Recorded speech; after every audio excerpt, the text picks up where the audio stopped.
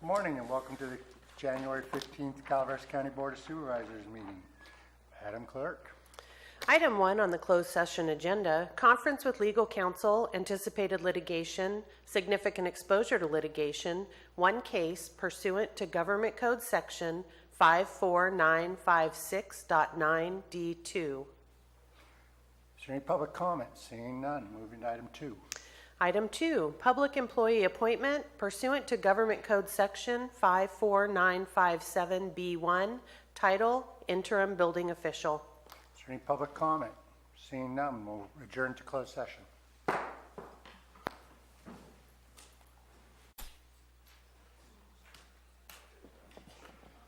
Good morning. I apologize for delaying things a few minutes while we were closing up our closed session, but I'd like to welcome you all to the Board of Supervisors meeting for January 15th, 2019. If you can please rise for the Pledge of Allegiance. Supervisor Stopper, will you lead us?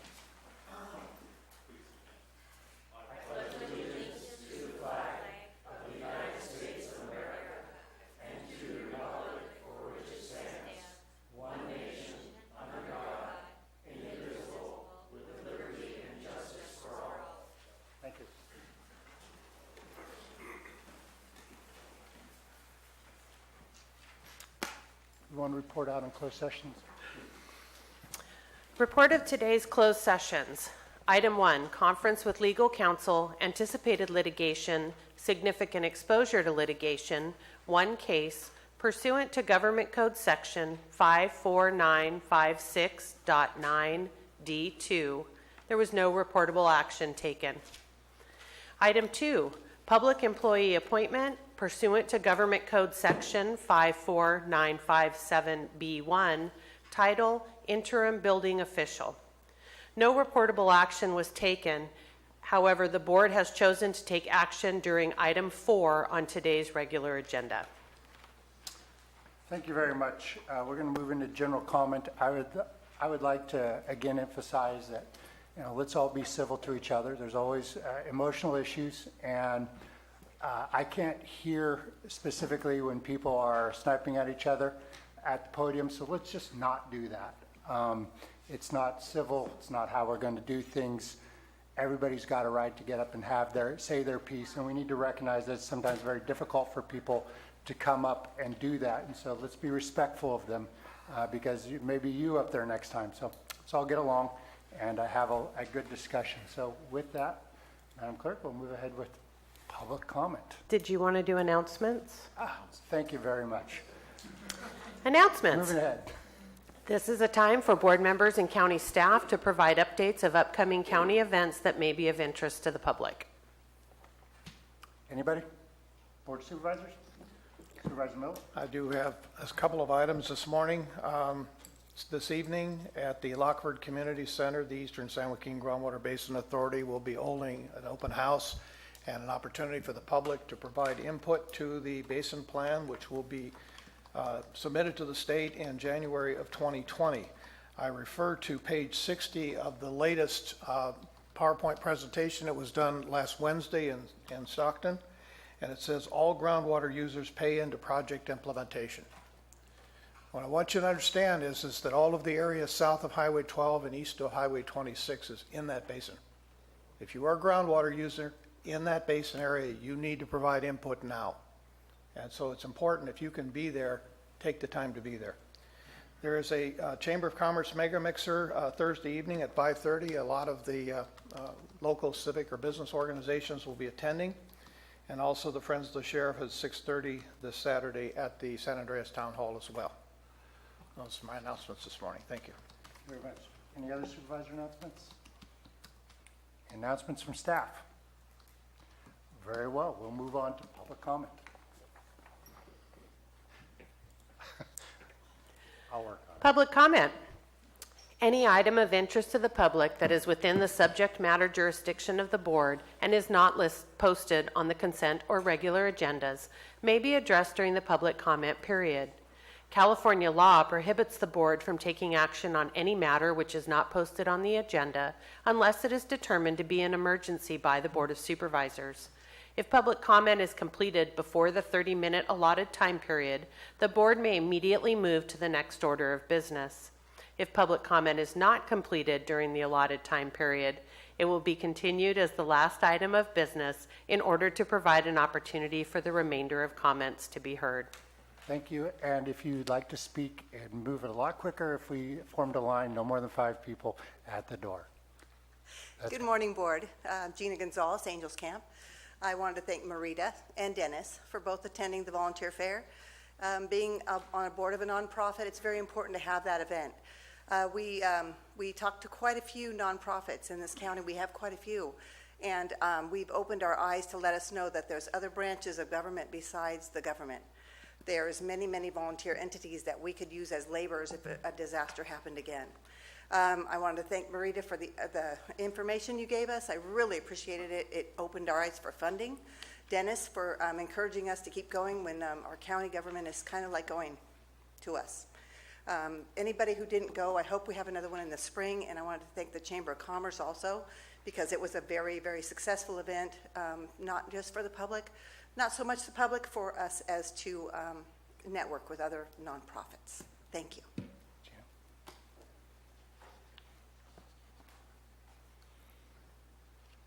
Good morning, Colleen Platt with My Valley Springs and the Calaveras Planning Coalition. I'd just like to clarify that the public comment will be allowed to make comments on agenda item 5, the board discussion of study sessions. Otherwise, I can give the comments now. We'll have comment on that. Thank you for clarifying. Thank you very much.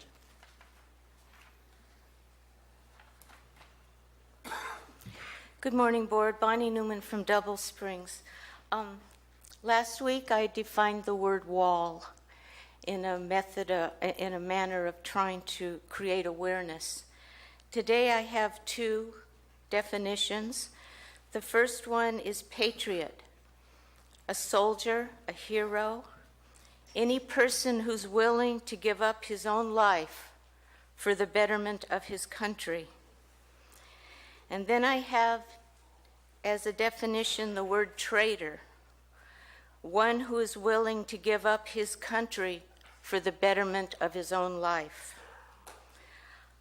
I'm not naming any names, but you know what my crusade has been. And I just want people to understand what a patriot is and what a traitor is. Thank you.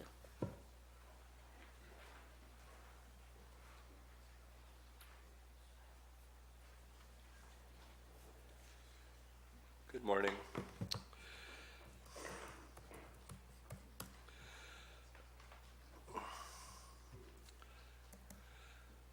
Mr. Chair, and a warm welcome to the newly seated board members. And Supervisor Garamendi, as you assumed the chair, you offered some suggestions to regular attendees of the meetings on how to comport ourselves if our aim is to influence the board. And you asked if we conduct ourselves in a manner that reflects well on our county and ourselves. I'd like to see that as well. And I'd ask the same of the board. We've seen some really reprehensible behavior on the partisan board members over the past couple of years. And as leaders to whom much power has been given to affect people's lives, for better or for worse, I hold you to a higher standard to lead by example. The artifices of rules and decorum are just that. And when people hide behind them while enacting cruel policies, they deceive no one but perhaps yourselves. And some unpleasant sounds from the peanut gallery are kind of the least of the repercussions. And consider the degree to which public sentiment reflects the attitudes and actions of the boards. Having said all that, I'm really optimistic going forward with this new board. We'll witness a sea change in the level of mutual respect and how the public and elected officials regard and treat each other, at least the majority of us. As the newly elected chair, you also spoke of your intention to facilitate deeper dialogue with your fellow board members. I'd like you to encourage that thinking to include the public. If there's one single thing I think would do the most to facilitate the best outcomes for everybody concerned, it's got to be eliminating unnecessary barriers to real dialogue between the public and the board as a whole in this precious little time while we're together in this room. I understand the need to run an efficient meeting, and I'm proposing re-examining efficiency with an eye to the bigger picture. A lot of this year's agenda is apt to be a redux of last year's agendas. I attribute a lot of that to people in power using flaws in the system to press their agendas rather than having open, respectful dialogues in the spirit of collaboration. Finding ourselves revisiting last year's policy directions again this year is evidence that we can do better. The chair has broad discretion in how discourse is conducted, especially in study sessions. Serial monologues don't a conversation make. The more inclusive the collaboration up front, the less we'll need to revisit those same decisions going forward. And government's drawing legitimacy from consent of the governed is a notion with a lot of room for improvement. The main thing between the people in this room and a more collaborative process are the desires to hold power and the failures of imagination, and I'm looking forward to working with the new board to achieve more successes of imagination. Thank you.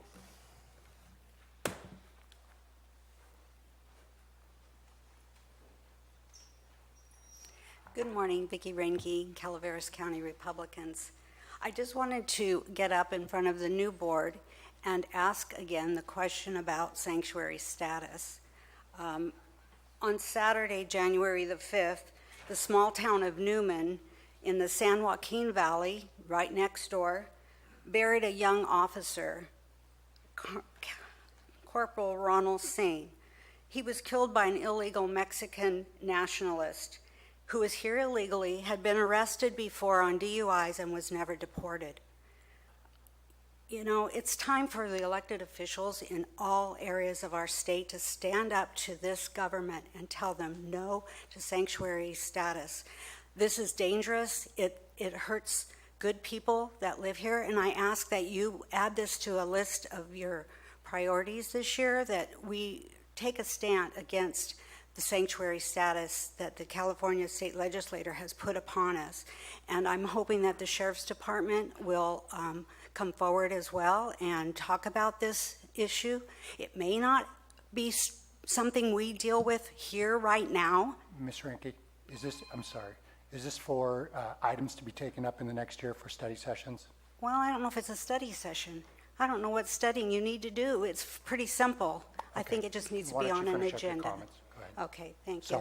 Sorry. So anyway, it would just to be on an agenda item, and that you would take a stand to let our government know that this isn't right for the state of California. Thank you.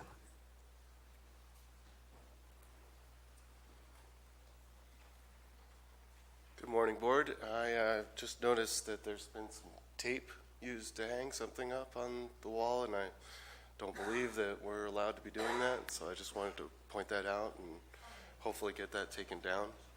Thank you very much. We'll Thank take you. care of that at a break. Anybody else? Seeing no further comment, we'll move on to the regular agenda items.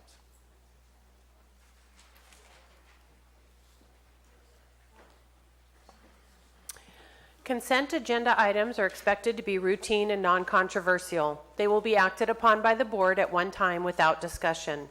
Any board member, staff member, or interested party may request removal of an item from the consent agenda for later discussion.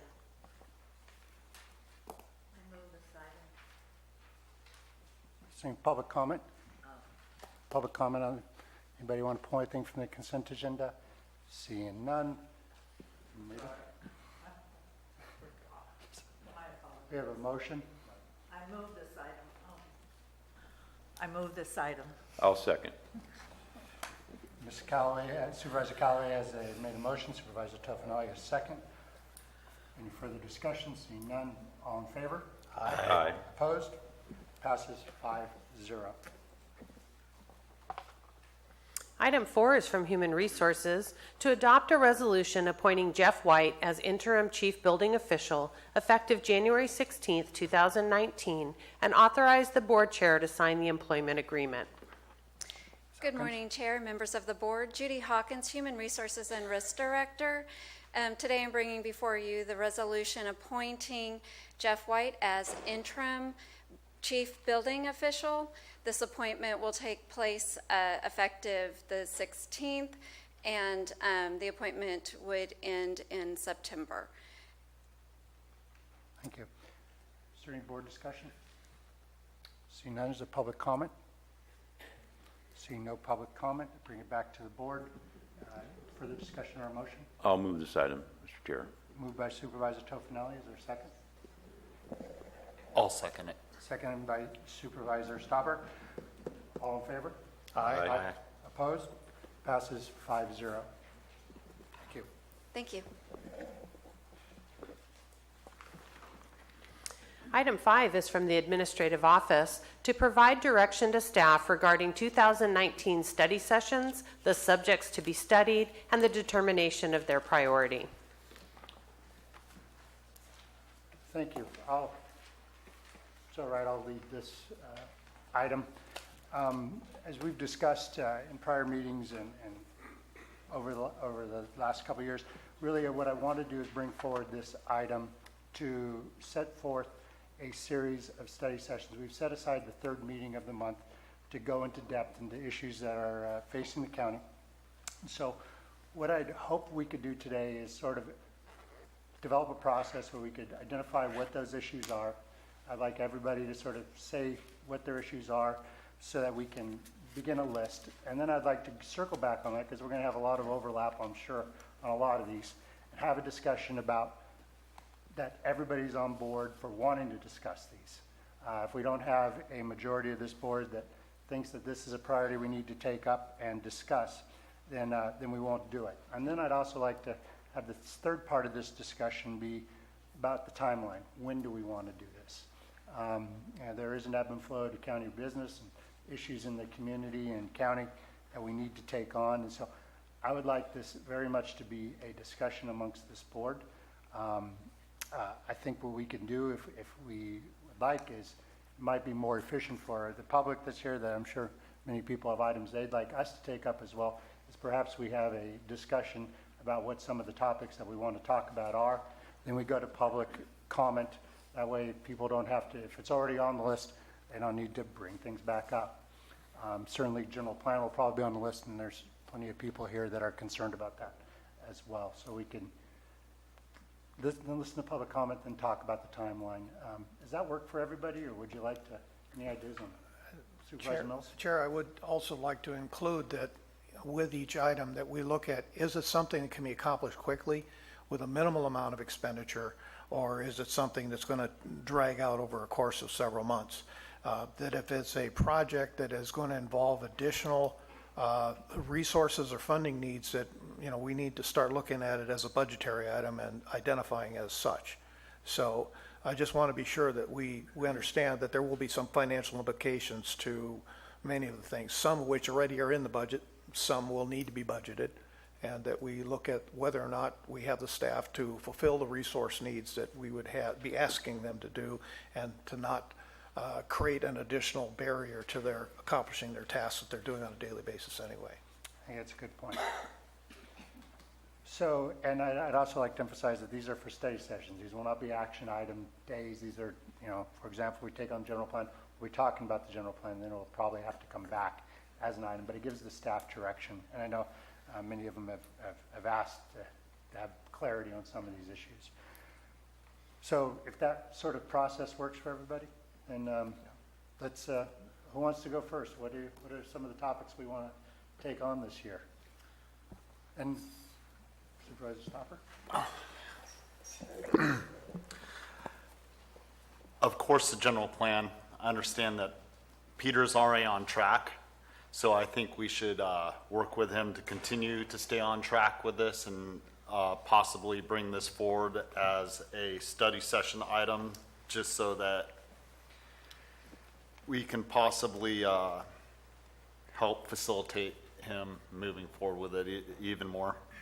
Of course, the hiring of a new CAO and building official moving forward in the future. These are priorities in my book. We need to, another thing that's already moving forward is public works and getting organized and putting forward a CIP plan. I support them moving forward on that, but we need more discussions on how we as this board would like him to proceed with that CIP plan. Along with that comes something I would like to suggest is a committee formation of something in the towards infrastructure and development. This would bring a group of people together. I see it as having something as such as public works, somebody from the building department, planning, and then special districts throughout the county, whether it be Utica, CPUD, CCWD. But as we're moving forward, we need to start working together so that special districts in the county aren't overlapping each other, so that we aren't paving a road that's going to get tore up next year. Yeah, and that way everyone has an open venue for coordinating together. And this way we can save the ratepayers, the taxpayers, and everyone else money down the road so that we aren't repaving a road twice in 1 year. You know, of course, solid waste management.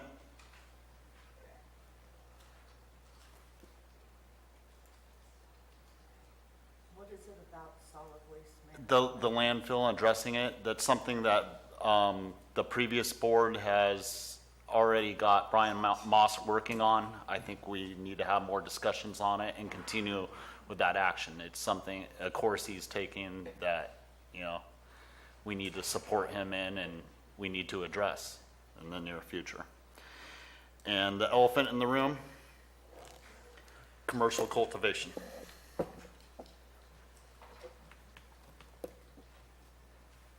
Okay. Who wants to go next? I'll go next. I agree with Dan on bringing back the cannabis issue for regulations. I know it is an emotionally charged. And you have to talk right into it directly. I might need to turn it on.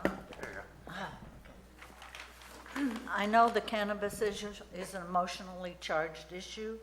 I'm not proposing that we go through it like we have in the last 2 to 3 years. State laws are quite stringent, and the county, excuse me, if we approve regulations regarding growing, the growers have to abide by state rules. That is a non-negotiable item. So it has changed, the industry's changed, and I'd like to see it brought back. And while we're talking about the elephant in the room, I'd like to bring back Section 1791.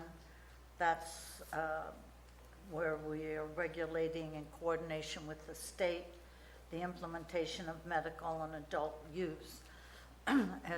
We are dispensaries. We have 3 dispensaries in Calaveras, and we need to bring our ordinance up in relation to what state rules are. That's consistently been in the ordinance since we first did it years. I don't remember what year, Gary might remember. And it was before 2015. It was, because I was part of that, where we said it had to be on C2 PD or C1 professional. I don't remember the zoning. But we need to bring that item back. Also, an example is our ordinance says that it can only be a nonprofit. State law says you can be a for-profit organization. And if we're supposed to be promoting businesses and we get revenue from the dispensaries now, then let's just face up to the fact that they can be a profit. And that's just an example, excuse me, of a change to our code 17.91. The other issue I would like to bring up, and of course it's my favorite department, no offense to any of you in the county, is the animal shelter. We've talked about it for years.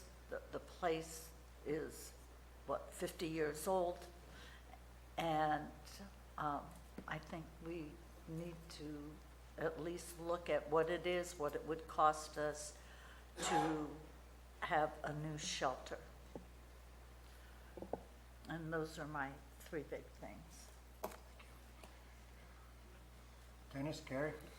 I got more than three. Thank you, Chair. I don't see tabs on the book, though. So Pardon me? I don't see a bunch of tabs. Oh, for those that don't know, when it comes to a budget book, my budget binder has so many tabs it could fly. So that's just a common joke here. I think that we need to start reviewing codes in the county. And the reason I say that is because a good example would be our codes regarding how we treat fiber infrastructure, how we treat broadband.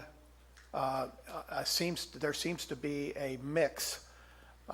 Many codes go back into the 60s, 70s, and there's been many state rewrites on some of those things, and I think we need to take the time to review those as a policy matter, whether or not those codes apply today or whether they need to have a broader statement. I have been working independently, asking the local fire districts and CAL FIRE and the Resource Conservation District for their support in the development of a county fire marshal to enforce PRC 4291 and 90. The purpose is to assist in the fuel break projects and also the dead tree removals in the county.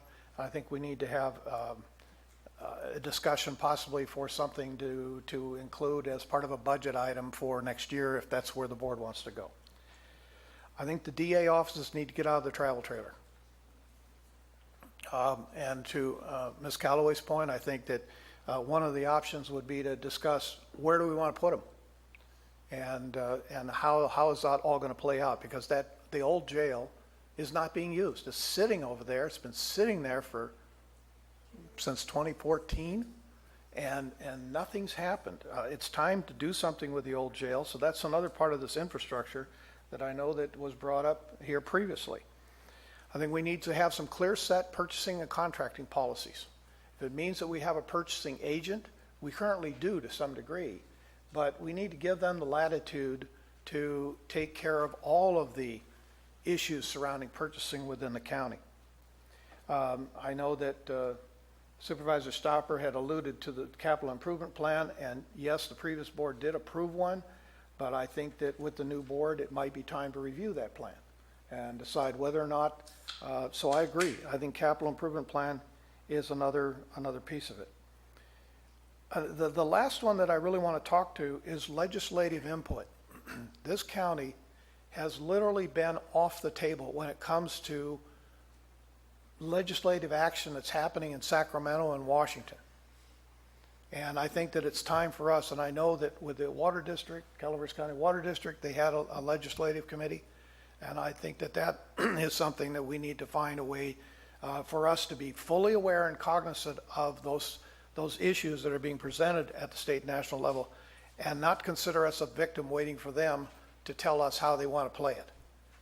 If we can put our input in, sometimes we make more sense than they do when it comes to these discussions. So having that opportunity to decide how we want to respond to legislative action is very important. Understand that the legislature this session is already committing to 4,000 pieces in the state. That's a big, heavy lift. But I'd like to know that we, for instance, can put the Calaveras input on the map and responding to whatever the issue is that's being presented.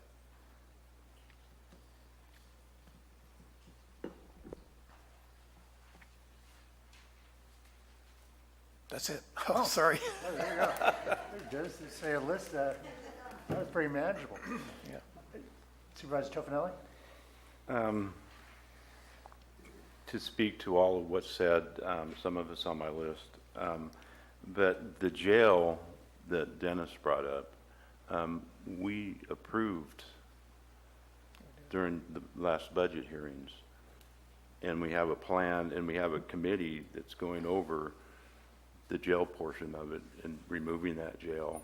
I don't know exactly where we're at, but there's money in there for that. And I think we were addressing money for the DA's office also, reconstructing that and moving over there. So where we are on that, I think maybe we need to bring that back and discuss it. I'm in agreement with that. We do need to get the DA out of where they're at over there and back over here on campus where they're in conjunction with everybody, operating with everybody here. My concerns are, since we're past 6 months into this budget and we're mid-January, midterm budget, and where we're at in standings with that. I think that's key to any of these projects that we're going to be talking about or looking at, so we know where we stand. And I look to Manuel to start putting together a plan and bringing that to us, hopefully the first part of February. I don't know when the books are going to be closed. I don't know where Rebecca's at on it, or anything else, but a lot of this, I would think, would have to do with where we are at midterm in our budget, whether we're ahead, whether we're behind, exactly our standing. So I look to Manuel to, as soon as possible, bring that to us. So I'm in agreement with Dennis on the codes. I think they're confusing to a lot of people, and bringing them up to date to the times that we're in 2019 going forward is something that we need to do. The general plan I'm in agreement with, but not only with the general plan, is once that's been done, the Title 17, and going forward with that, because that's, even though you have the general plan complete, the key to that is Title 17 and moving forward on the zoning and what you can and can't permit in conditional use permits. Within that, I think that needs to be completely updated. It's antiquated, totally antiquated, and the verbiage in a lot of it is totally antiquated, not meeting what we need for our constituents out there and this county at the present times.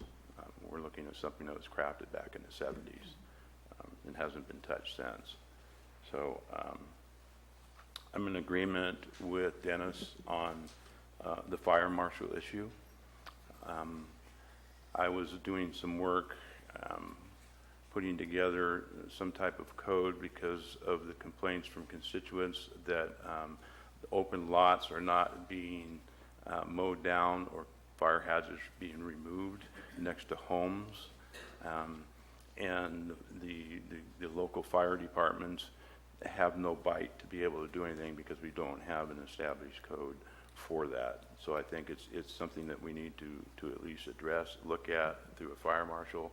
I think it's valid that we at least have that discussion. And I see Jeff's in the room here, and when we issue permits, especially for commercials, that we have one body looking at it, a fire marshal, for fire protection in those commercial buildings that meet codes, existing codes, today's codes, is very important as we move forward. And I'm in agreement with Marita on the animal shelter. I think it's been going on for enough time. We need to move forward on it. I don't know how the agreement fell apart. It wasn't part of that we had, but nonetheless, the county itself needs to address that. And that's all I have. Thank you.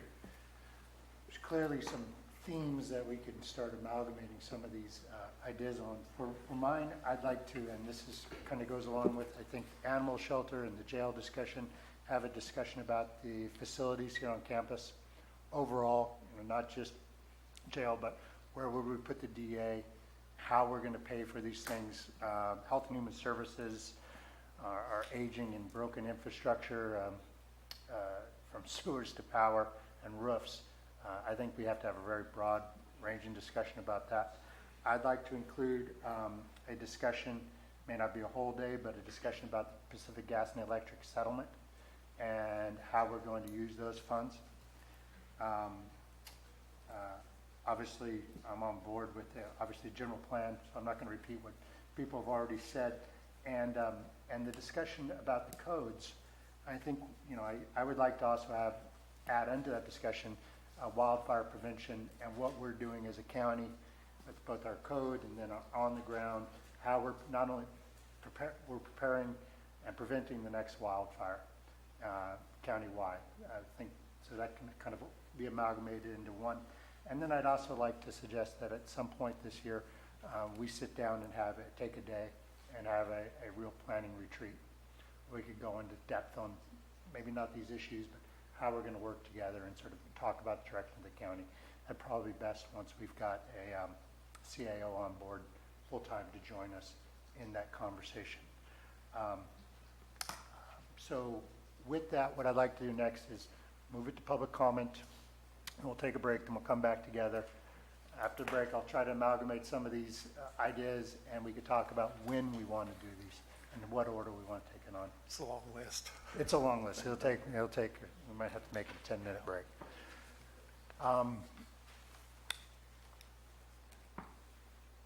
For behalf of, let's take a 10-minute break right now, if it's all right with everybody, and then we'll come back to public comment. Thank you very much.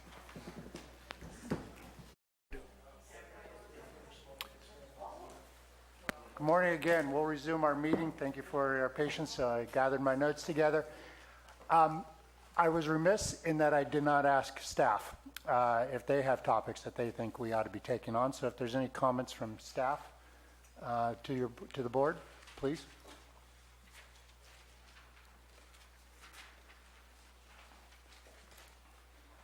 Good morning, Peter Maurer, Planning Director. It looks like I'll be up here a lot this coming year. Just wanted to give you a little bit of an update and some of the perspective that I have on certainly the general plan. Here, cannabis is a topic that's likely to come back. Zoning code updates, those are all things that lie in the planning realm. I am in the final review phases of the admin draft of the final EIR for the general plan. I've completed my review. Our outside counsel is reviewing it right now and hope to have that by next week. We will then be packaging up the final EIR to the Planning Commission for their recommendation, and I hope to have that before the Commission in March. I do not know how long the Commission will take in their review of it. I'm hoping we can get through that in about a month. We'll probably end up scheduling special hearings, which means it would then come to the board in April or May. There's a lot of work involved in the final adoption process, multiple hearings. We're working with Manny and the chair to probably schedule some special hearings if necessary, and then working closely with council to craft the findings to make sure that all is done. So when the inevitable litigation comes, I would love to avoid it, but it's it's par for the course with the county-wide general plan. We're in a good position to defend whatever decision the county makes and the board makes on that. Once that is done, we will then need to talk about implementation. County code updates, obviously, there are a number of measures in the plan that talk about different updates to the codes. Comprehensive zoning ordinance update is certainly overdue. I think that's definitely worthy of a study session as to how to approach that. There are some things that desperately need to be fixed right away. There's some priority requirements of the implementation program of the general plan that says these are sort of high priority items. Do we want to take some of those first?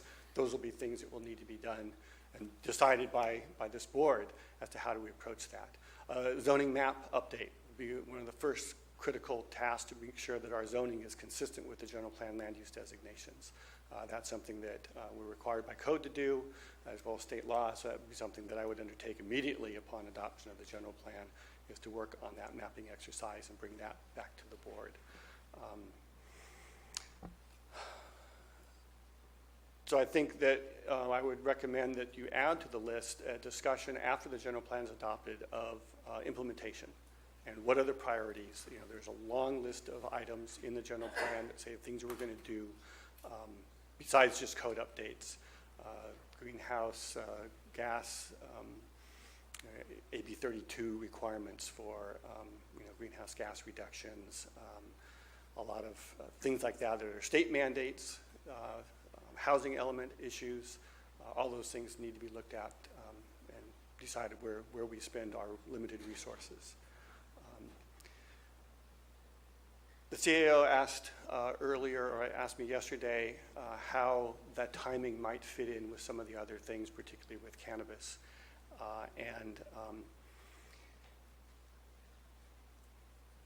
There are a number of different options, and with any project, there are sort of waves of staff effort. So the month of February will be 100% focused on getting that general plan packaged up and ready for public review and comment and hearings before the Planning Commission. Once that's done, I can breathe a sigh of relief and sort of move on to the next project. And so if there is a desire to hold a study session, say on cannabis, after February would be time that I would have time available to do that. So while there's a 2-week delay between when we submit a packet of something to the board and actually comes to hearing, so the work is done sort of in advance of that hearing, then there's a little bit of a gap of time. And so there are openings within my workload to address some of these other issues. So if there are study sessions that you feel that are important, that I can work on, a year and a half ago, you had a 2-day, or former board, 3 of you members had a 2-day session, workshop of what are the county's priorities, and it was clear the general plan was #1 priority. And so that is my marching orders as far as I'm concerned, unless changed, that we get that general plan done. And I believe we can get it done by May or June at the latest. Providing, again, that the Planning Commission doesn't take too much time in their review. Beyond that, there are a number of items that I'm happy to work with you, and that they can be fit in, but the getting that general plan done, working on the findings, working on the changes to the plan that are recommended through the EIR, any direction that we get from the commission or the board to make modifications, that's the #1 priority for me. But general plan implementation would be something that I would recommend you add to your list. And then we look at that list of zoning ordinance updates, whether it's comprehensive, we take bits at a time. A zoning ordinance update is almost as time-consuming and complicated as the general plan itself. In some ways, it's more complicated because every word means something. Where the policy language can be somewhat vague with the general plan, the code is what the code is. And so an or an and, what does is mean can sometimes be a very critical issue. So it takes a lot of effort to work on that, and a comprehensive general plan is a real task. Or a comprehensive zoning ordinance update is a huge task. But excited to be working on some of these things. Any questions? Thank you, Chair. Peter, I do have for clarity. So when a general plan is completed, are you going to be able to give us at least an initial grouping of rewrites that you feel need to be in code and where we need to go from there, so we can already start thinking about what those might be? Yes.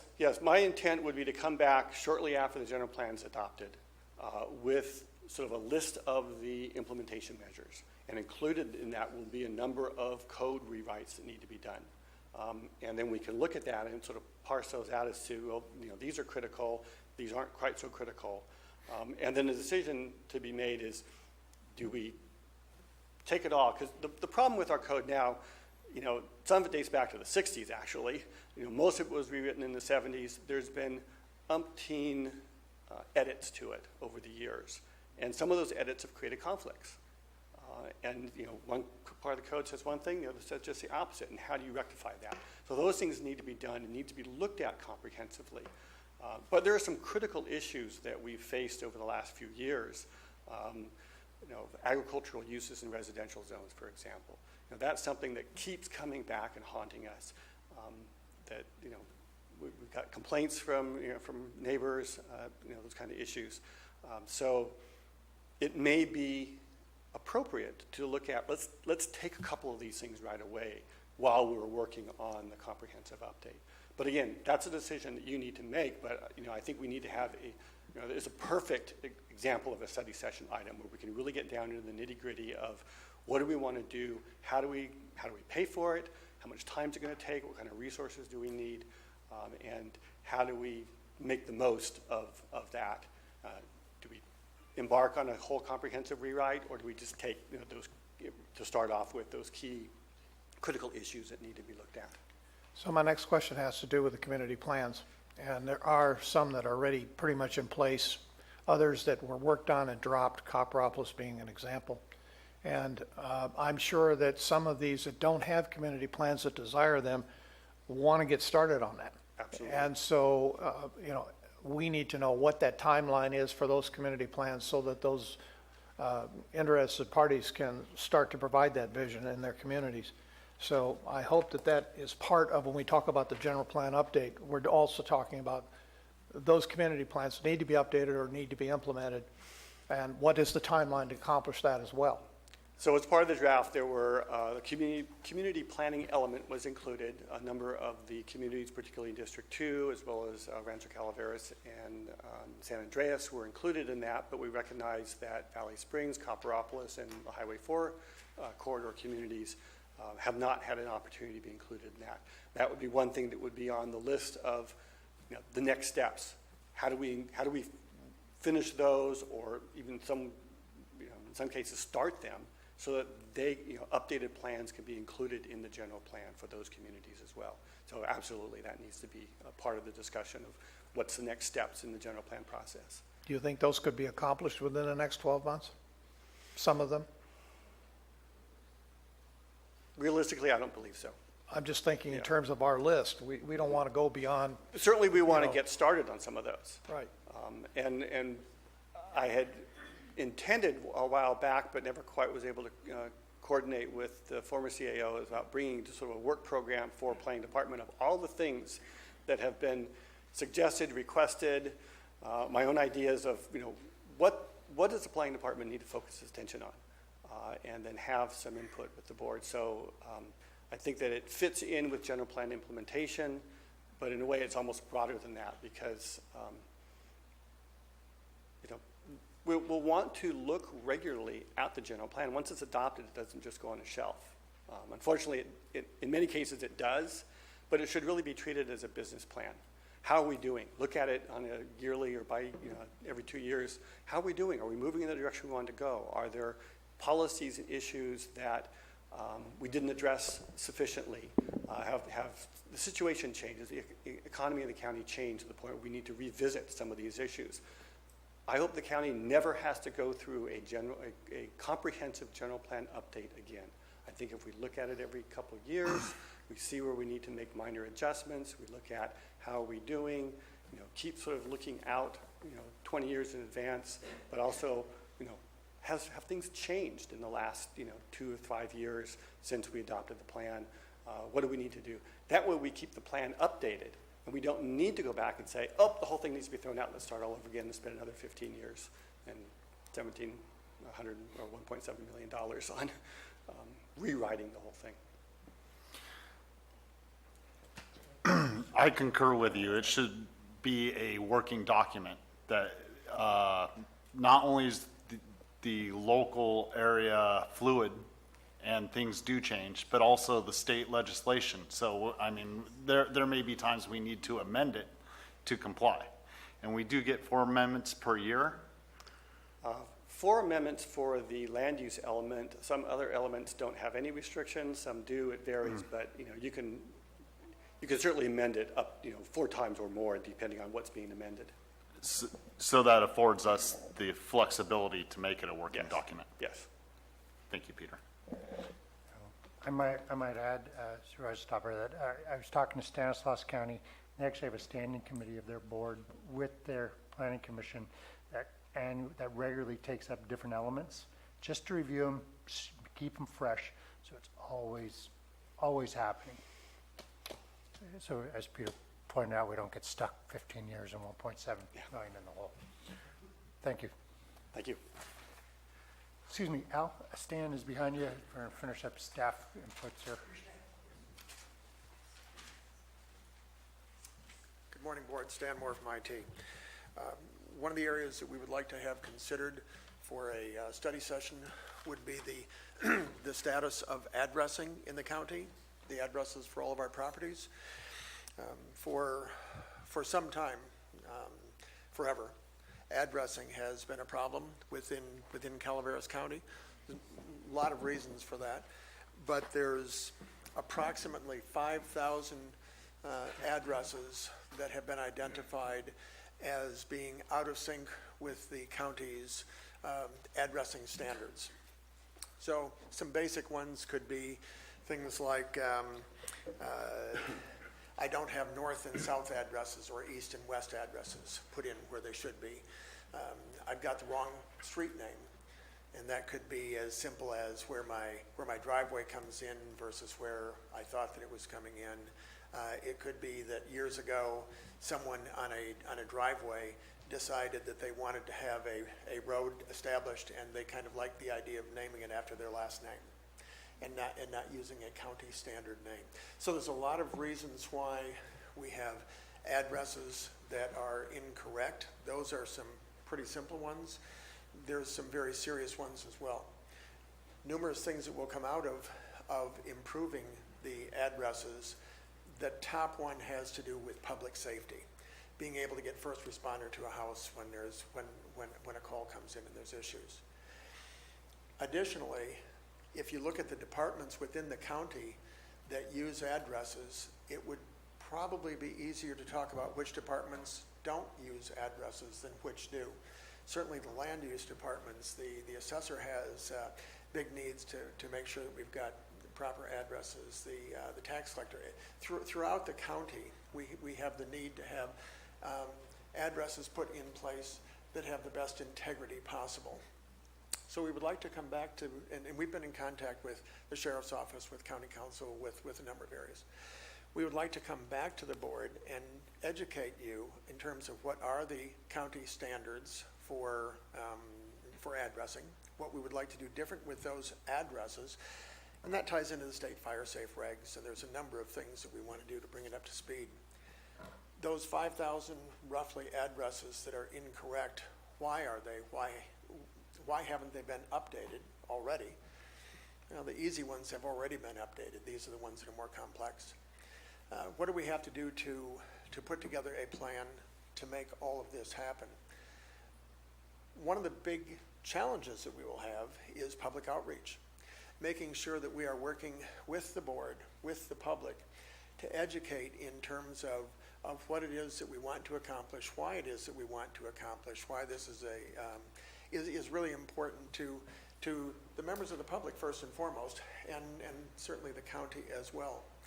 When we have made changes to addresses, it is something that people may understand the reason why, but it is frequently not embraced without challenges. Well, gee, what am I supposed to do with my personal stationery and where people know to find me, and and so on.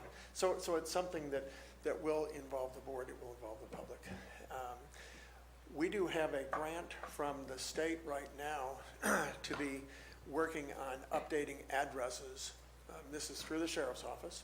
It's been passed on to GIS to be updating addresses for the purpose of improving public safety.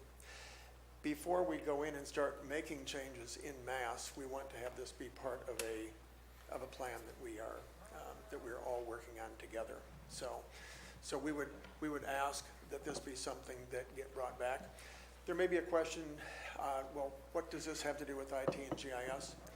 By county code, the chief building official owns addressing for the county. Currently, the process of managing those addresses is contracted out to the GIS team. So GIS works with the addresses, charges back to the chief building official, but it is under the ownership of the chief building official, everything to do with addressing. So, Thank you. Are there any questions for today? Thank you, Chair. You didn't speak to the out-migration of your servers over to the sheriff's building. You also need to be looking, possibly, we spoke to the issue of Yes. shared servers with other counties. Certainly. I think that you need to bring back something to have a broad discussion on that, because that's a critical piece of infrastructure. here. I agree, and I would probably tie that into a discussion on continuity of operations slash disaster recovery, and that would tie into to exactly what it is that you are talking about. But I would like to add that to the list because I think it's I a applaud that. critical piece. Yes. Thank you. Okay. Thank you, Stan. Any other questions? Thank you, Board. Water Controller, Ms. Cullen. I will agree with what Stan says about addressing. That was one of the, I'd say probably one of the failure points that we had during Butte Fire. It was very difficult to try to coordinate with CAL FIRE. And we had multiple outside agencies and they're not familiar with the lay of our land, right? And so trying to get them to go to the particular areas they needed to go was difficult because the addressing just isn't quite there. And that's been kind of a bone of contention that we've all had for years. I would say the addressing overall would be, I would think it would fall under some, it would be like a hazard mitigation project. For sure, looking at that, because if addressing is kind of rectified in our county, which our county has probably one of the worst addressing problems when we talk to other counties. Every county has kind of their own issues with addressing. People, they get very personal with their street names. But for some reason, we've really done it. So it seems to be a little bit more difficult for us. My two issues that I think that the board really needs to discuss would be priority-based budgeting. Every year, it's kind of like we look at what we budgeted the prior year and we either try to keep it the same or we might just put upon all the departments to do a reduction or whatever it is, but there's really not a consensus by the board on what your priorities are overall. So you've got umpteen different department heads that are all going forward based on their priorities. And obviously we all have mandated activities that we have to do countywide, but then there's programs that are not mandated that, we just provide various services and different programs for the public, but they're not necessarily mandated. And the reason I say priority-based budgeting is because the other thing that we really need to talk about is our unfunded liability with PERS. And I've been talking about this for years, and the bills just keep coming for PERS. And so we just received our latest actuary, our unfunded liability for our miscellaneous contract is increasing by $1 million. So we're going to continue to see this ramp up every single year. And we don't have as many classic members anymore. So that means the employees that were hired prior to PEPRA, the Pension Reform Act, in 2013, they are now retiring. And so we are now having to pay for those classic employees' retirements. The PEPRA employees that were hired after that date in 2013, they theoretically are paying their portion, and we pay our half of their portion. So theoretically, there's no forward unfunded liability. But we have this massive unfunded liability on the classic employees.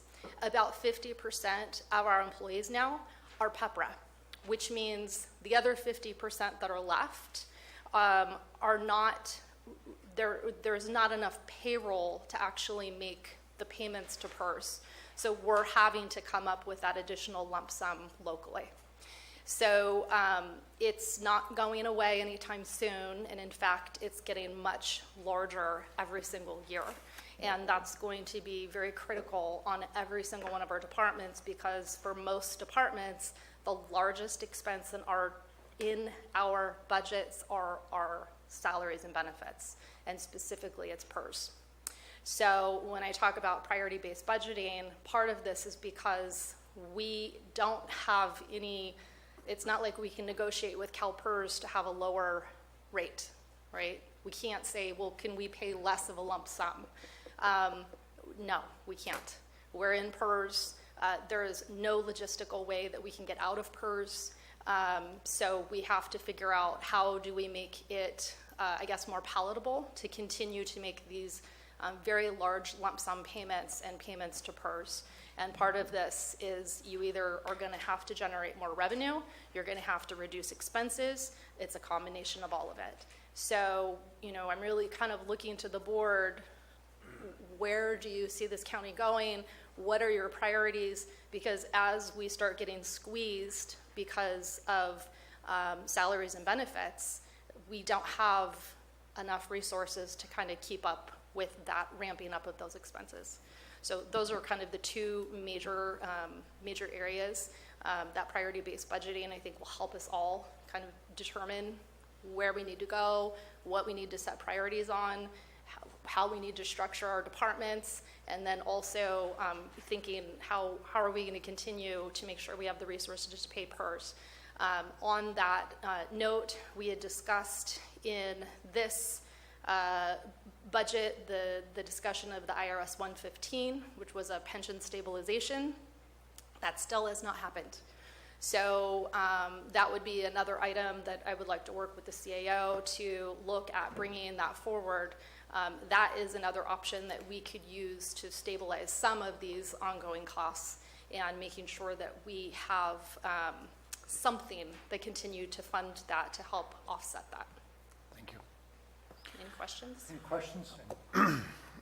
The unfunded liability in PERS, from what I understand from the beginning of last year till 2023, the cost is going to double. It'll about double. In the best scenario. So I understand where you're going with that, and that cost is passed on to us. These are really complex subjects. And Right. it's going to take a lot of questions to deal in. So let's just stay up here. And check. But I just wanted to make sure you add it to your list. Yeah. All right. Supervisor Stop. Thank you. Thank you. Supervisor Mills, your light's on. Oh, sorry. We need to learn to bond here. Wouldn't this be a topic that we discuss at budget time? Anyway, I mean, why do you see it as being a special study session? Because we need a long-term plan to deal with this. This isn't like we're going to fix it in one budget cycle. This is a multi-year issue. And we have historically had a problem with multi-year budgeting. We just don't do it. And so it's like we get the budget together and it's done and it gets stuck on a shelf. And then I'm sitting here saying, well, what do we do for next year?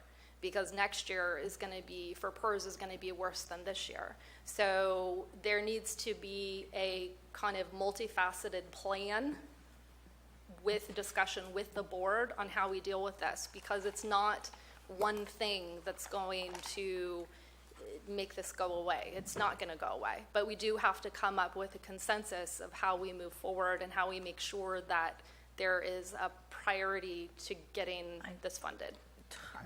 But that's not the only thing. So going back to study sessions, I'm trying to stay up here. On priority-based budgeting, is that something you'd be looking at, like we do a 3-year plan? It would probably be beneficial to do more than a 1-year plan. I mean, if we could get 2. Oh, no. Right now, we got 1. I support that, thank you. Okay, let's stay up high. Yep. Anything else? Nope. Thank you very much. Seeing, excuse me, Jeff, are you coming up as a staff or public? Because you're not, Well, I don't think your contract starts till tomorrow. I know that. I could be staff and, I think I'm somewhere in between. What would you like? But at any rate, I would like to thank the board. Hello, everybody. Good to see you all again, for your trust and your confidence in me to take over at the building department. I'm looking forward to that. I want to touch on one issue that I felt when I retired was paramount, and that is the fire marshal, lack of a fire marshal in this county. We were able to do coordinated efforts in the past with the local fire districts on the needs that were required for fire life safety. Commercial jobs are kind of a different issue because every one of them is not the same. So proper fire planning would be a huge advantage for the county to have a person in that particular category that could very well serve the public and the county for good fire management and good fire inspections and good fire plan check. So I'm an advocate for that in the strongest way. Thank you. So, anything else? Oh, I'm glad to hear that Stan's going to help me with the addressing. Seeing no questions from the board, we'll move on to public comment. And again, if you wish to speak, no more than 5 in line, and it'll help keep things moving along. Al, you're first up. Okay, Al Segal, Taxpayer Association. I'm really pleased with what I've seen more thinking going on now than years, because you're really looking ahead. And this is a good thing for the taxpayer. On cannabis, there seems to be a conflict between industrial hemp and the recreational commercial. And when you have that study session, we'd recommend that you get an expert on that to see if that would affect any kind of a regulation aspect. A lot of the items that I put down, you already covered, so I don't have to go over them again. Lake Tulloch short-term rental review. We don't know what's happening. We put some pretty onerous regulations on people that would want to rent their vacation home for less than a month, and I'm not sure if that's working or not. I'm not even sure how many people have applied. I don't know the effect it's having on our economy. Are people not coming here because of that? We need to look at the whole picture in a study session to see if you want to continue that regulation or not. On transit occupancy tax, apparently there's some resolution coming about on the nonprofit being exempt. We also want to make sure that hospitals and healthcare facilities like rehab places are also exempt from the TOT. Road study, we ought to be looking 20 years, not 2 years, 20 years, and try to see the lifespan of these roads and find out what was going to be needed, when they need to be replaced, when can you stop the patching and have to do a different surface treatment. In other words, you need long-term planning, maybe as much as 20 years, on all the roads in the county that's under the control of the Public Works. On general plan, that's a complicated subject. I don't like making the planning director a policeman, and that's not worked very well. But we need to have constitutional protections for property rights. No doubt about it. The general plan is part of the U.S. government, and it's under the Constitution of the United States. So that means the Fifth Amendment, 14th Amendment, people's rights to life, liberty, and property needs to be preserved. On CalPERS alternatives, that's a good study session. We need to look at specified contributions. This puts a limit on the employer. Thank you. Thanks, Al. Will? I'm Will Moore in Rancho Calaveras, and regarding the general plan, I'm confused, and this may be a complaint. I remember about 10 years ago when the county contracted a professional planning company, corporation, whatever, composed of architects and engineers and planners and so forth. And the Mentor, I think, was the name of it. And these people went out in the community and held all kinds of community input sessions in the planning process. And it seems to me that since then, the professionals have been fired and replaced with amateurs who are planning mainly on the basis of maybe personal financial interest and political ideology and so forth. And so far as I can see, there's no public input in this planning process. As Peter just mentioned, well, after they've made the plan, out of sight, there's going to be a period of public comment. Well, I don't know. What does that period of public comment do? It doesn't input the plan. I live in Rancho Calaveras. I have no idea what the plan is for Rancho. Anyhow, I guess that's a complaint. I will.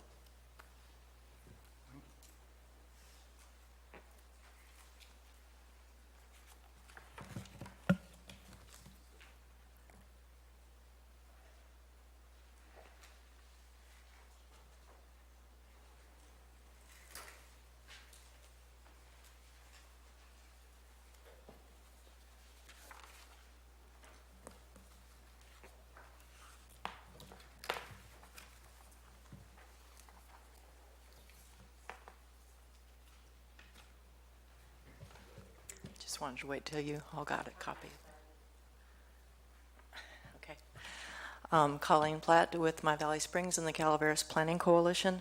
I'm here today because you are the board that will approve the general plan update, and we ask you to hold a study session on this topic as we have reached the critical phase of preparation of the final environmental document.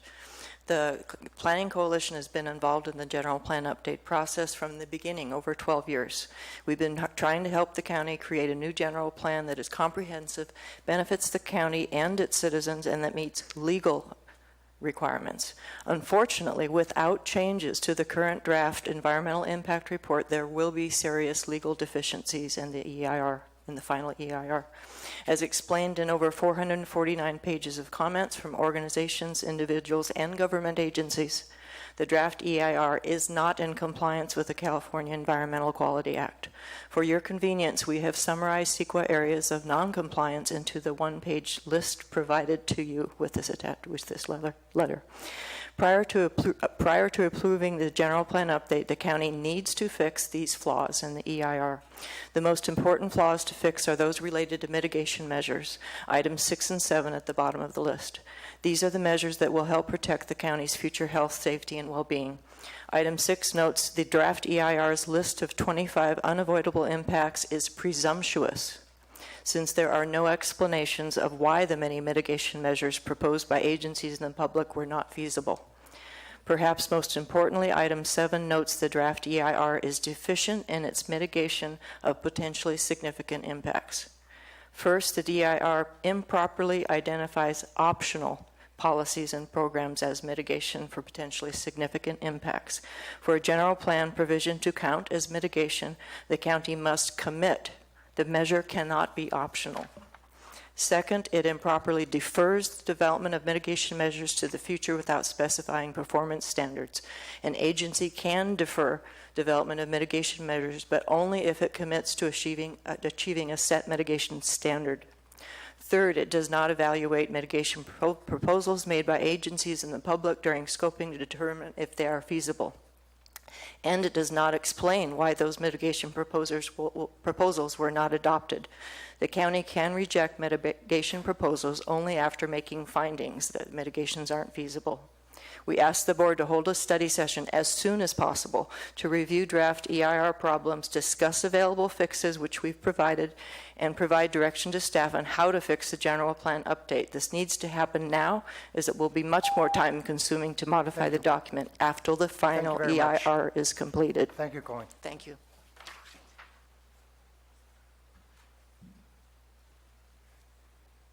Tom Infacino, Calaveras Planning Coalition. Thank you to those supervisors who included on their list of priorities a study session on the general plan. One very important thing you can do in a study session is direct the planning department to adopt and commit to implement specific mitigation measures to reduce the 25 potentially significant impacts of development under the plan. A second and equally important thing you can do is to direct the planning department to correct the plan at least to meet minimum planning law requirements. Peter alluded to inevitable general plan litigation. I'm here to let you know that it's not necessarily inevitable. I understand his pessimism, though. In 2015, the El Dorado County Board of Supervisors just rubber stamped the staff direction, ignored ignored public mitigation proposals. They are still in litigation now. In 2016, Amador County approved a general plan update by rubber stamping the staff direction, ignoring the public mitigation proposals. After the litigation was filed, they spent a year in settlement negotiations and finally agreed to, guess what, add multiple mitigation programs that actually were feasible. However, in 2007, Mariposa County Board of Supervisors took a week, went through the plan page by page, literally said, does anybody on the board or in the public have a problem with anything on this page? When they identified a problem, they worked through it and moved on to the next page. The board went through and added the mitigation measures one by one. At the end of the process, nobody sued. Everybody understood what was in the plan and why it was there. I guess the point I'm trying to make is that a single last-minute hearing to rubber stamp the plan at the end of the approval process will not work. Hopefully, the study session that you've all envisioned today could be somewhere in between the processes that these other counties have engaged in, and hopefully will result in a plan that we all can get behind at the end of the process. Thank you. Thank you.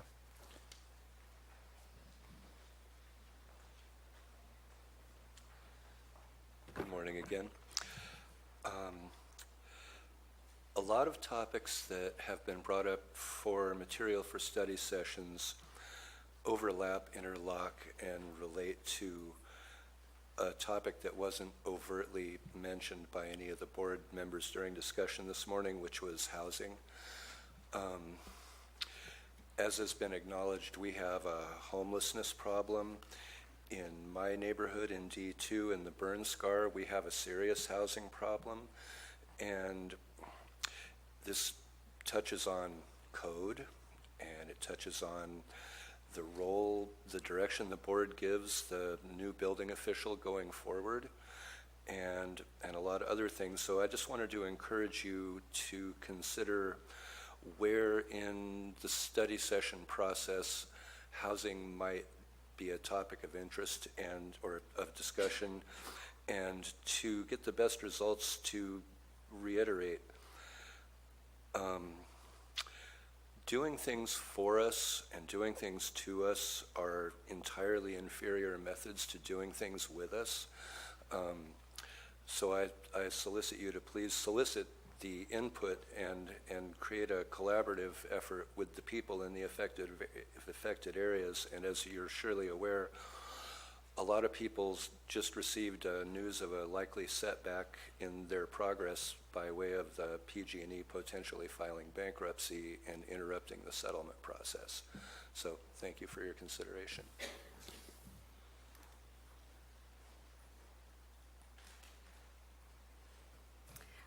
Vicki Reinke, Calaveras County, speaking more for myself.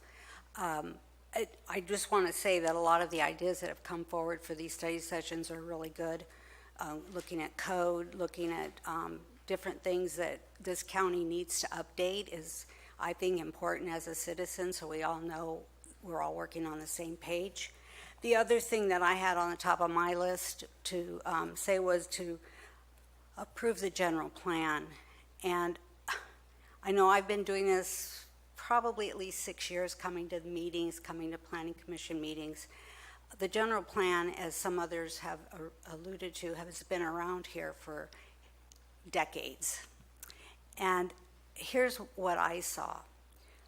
6 years, meetings, input, go back to the drawing board, input, come, and finally it comes before the planning commission. And I think, Ben, you were on the planning commission at the time. They went through the general plan line by line, paragraph by paragraph, and we gave input. And one of the goals for many of us who were there was to keep property rights in check, because these general plans have a tendency to mandate what people are going to do with their own personal property, which we are totally opposed to. So these things have been done.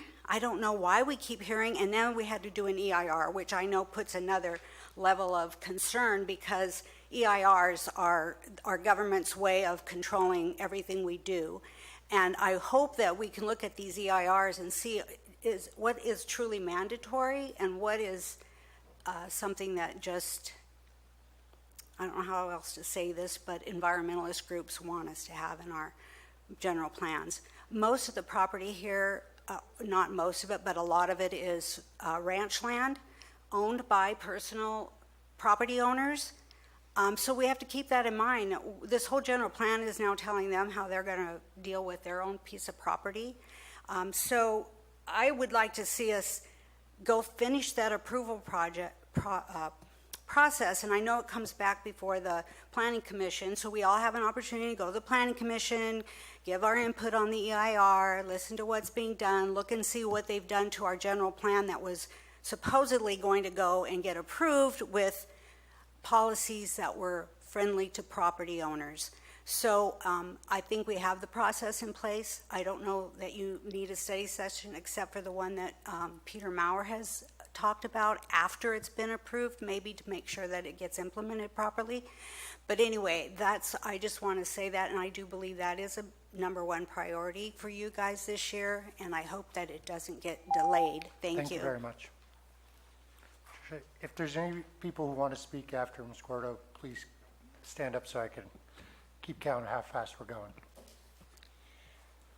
I heard on the news this morning that the people up where the campfire was are being asked to get their you-know-whats in gear so that they can clean up their property because it's their responsibility. And these are people without homes, roofs over their heads. And we have people like that here. And they want to stay on their own property. And I believe that they should be given every compassion possible in order for them to do that. And I also would hope that the general plan would reflect people's personal property rights, and that American ingenuity was not formed on everybody having a nice home and very beautiful amenities as you go by. Perhaps people they have ideas about the past, and they want to keep things from the past, and they have ideas about using their property, not necessarily to make money, but to do hobbies that they're not making money off of. And sometimes this is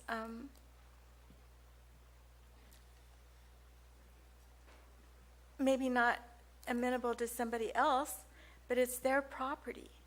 And I believe that, as long, people would like to see everybody have a really nice house and everything perfect and be able to get a lot of taxes off of it for the county. And I just hope that you take into consideration that we're Americans, and what makes us Americans is that we use things in a spontaneous way. And when government comes in and says that you have to do this and you have to do that with your property, and you can't have this and you can't have that, then American ingenuity goes down the tubes. Thank you. Mark Bolger, Mountain Ranch. Welcome to the new board. As the one guy in Mountain Ranch that didn't sue PG&E, I'm going to tell y'all how you're going to have to spend your settlement, so bear with me. I think spending $1 of that money outside of District 2 would be nothing short of criminal. We've got a ton of trees that Tetra Tech did not take down. Our roadways are beat up. District 2 needs infrastructure monies. I think that, we need to look at Measure D that failed, which was Central Calaveras' fire district. We're short on funds, big time. With PG&E filing bankruptcy, I fear that, it's not a question of when the next tree, or if the next tree is going to fall on a power line, it's when. All over the county. But I think District 2 is specifically prone and vulnerable to that. So I would encourage you guys to act wisely and look at the needs of the constituents in the burn scar. On the topic of cannabis, I'm paraphrasing Mr. Maurer. But, he mentioned that staff work comes in waves, and I fully understand that and agree with that. Planning Department did their big push in 2016 and throughout 2017. I think that, we need to look at getting this in the wheelhouse of the Agricultural Department. I know it's not going to happen overnight, and who knows when or if you guys will even tackle the cannabis issue. But I think Mr. Mauer's made it pretty clear that, he's got his hands pretty full with the general plan. I think we need to take a serious look at the several hundred small family farms that already went through the permitting process and the hard work that staff has already done in the Planning Department. Thank you very much. I don't see anybody else upstanding, so this will be our last speaker. Gina Gonzalez, Angels Camp. I would like to include in your study sessions discussions, nonprofits and volunteers are an asset to our county. And I'm a member of an animal disaster group that is not acknowledged by you. And I would like our county to start looking at nonprofits as a labor source.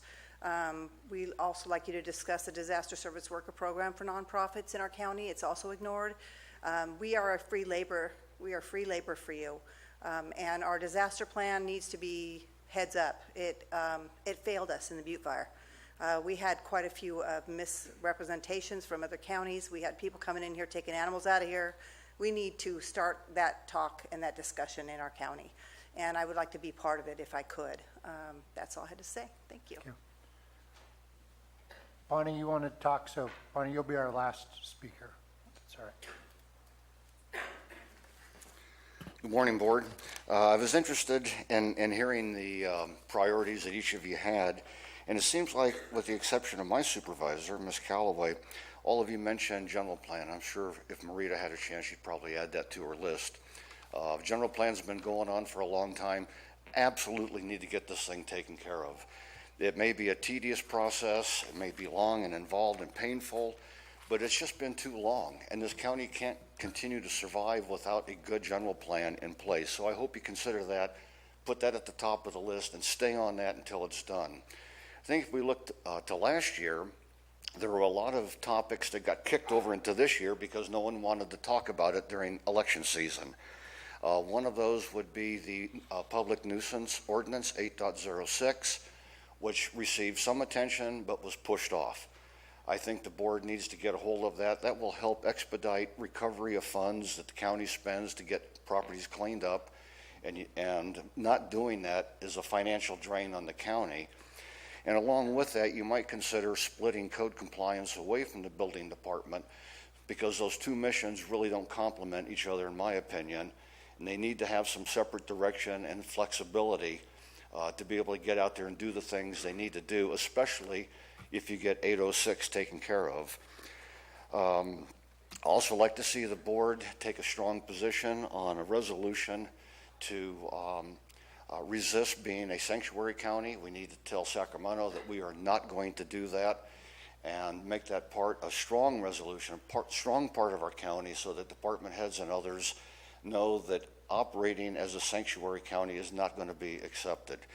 So those are the things that we should be doing, in my opinion. As far as the things that we don't need to do, I think cannabis is probably the last thing we need to talk about. How many years have we spent? How many thousands of hours of testimony? How many times do the people of Calaveras County have to speak out and tell you what they want? They have every single time. They don't want commercial growing of cannabis in Calaveras County. Why you insist on trying to jam it down their throat is beyond me. They have been clear. We need to move forward. We've got other things to do, whether it's PERS, unfunded liabilities, general plan, 806. You've got more than a full plate to say grace over for 2019. I don't know why you would want to open that can of worms up again and spend that much time, and it will be a lot of time, new EIRs, new everything. The people have spoken. We've got a ban. Maybe you would try to see about getting the abatements and eradication speeded up before you decide to put more of it into our community. Thank you. So we have our last speaker, Ms. Newman. I got a list a mile long. Surprises me, the same people that want property rights are the same people that want to dictate what people can and can't do on their property. I mean, if somebody... Easy. Come on, excuse If- me. if- We could do happy hands, but let's keep laughter and sniping out of this. Ms. Newman, please continue. Thank you. I actually wanted to come up and talk about the Mintier Harnish report, something that taxpayers paid almost $1 million to create a study, and it's beyond me why it's being kept secret unless there's something crooked in there, and we want to know what it is. If you can't release the study before you decide what the general plan is, for God's sakes, release it afterwards. We want to see what it said. That way we'll know why people were objecting to that release. Mr. Moore brought up an issue. There must be something crooked and corrupt about this Mintier Harnish report, or the people that are trying to squash it are crooked and corrupt. We want to know. We spent $1 million of our... I grub around in the dirt to pay my taxes, and I want to know what that report said, or I'm going to think you're all a bunch of crooks. Thank you very much. That will close public comment. I'm going to bring it back to the board, and while we've been talking, I sort of went ahead and grouped things into some broad categories. And I'd like to poll the board on if these are things that we want to take on and have study sessions on. Again, these aren't action items, these are to give staff and move forward direction. So does that work for the board? Is that okay with everybody?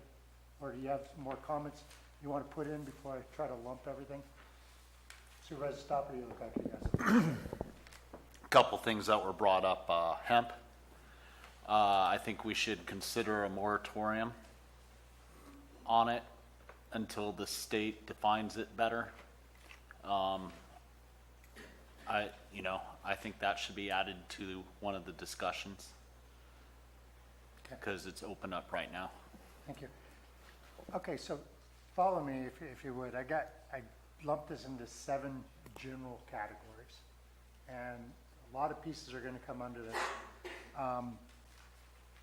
First one is one we've all mentioned, general plan. I'm assuming, is there general consensus that's something we want to study and get done this year? I don't think we need a study session on it. If I heard the planning director, it's moving, and after there's going to be this whole public process, he's going to be releasing it.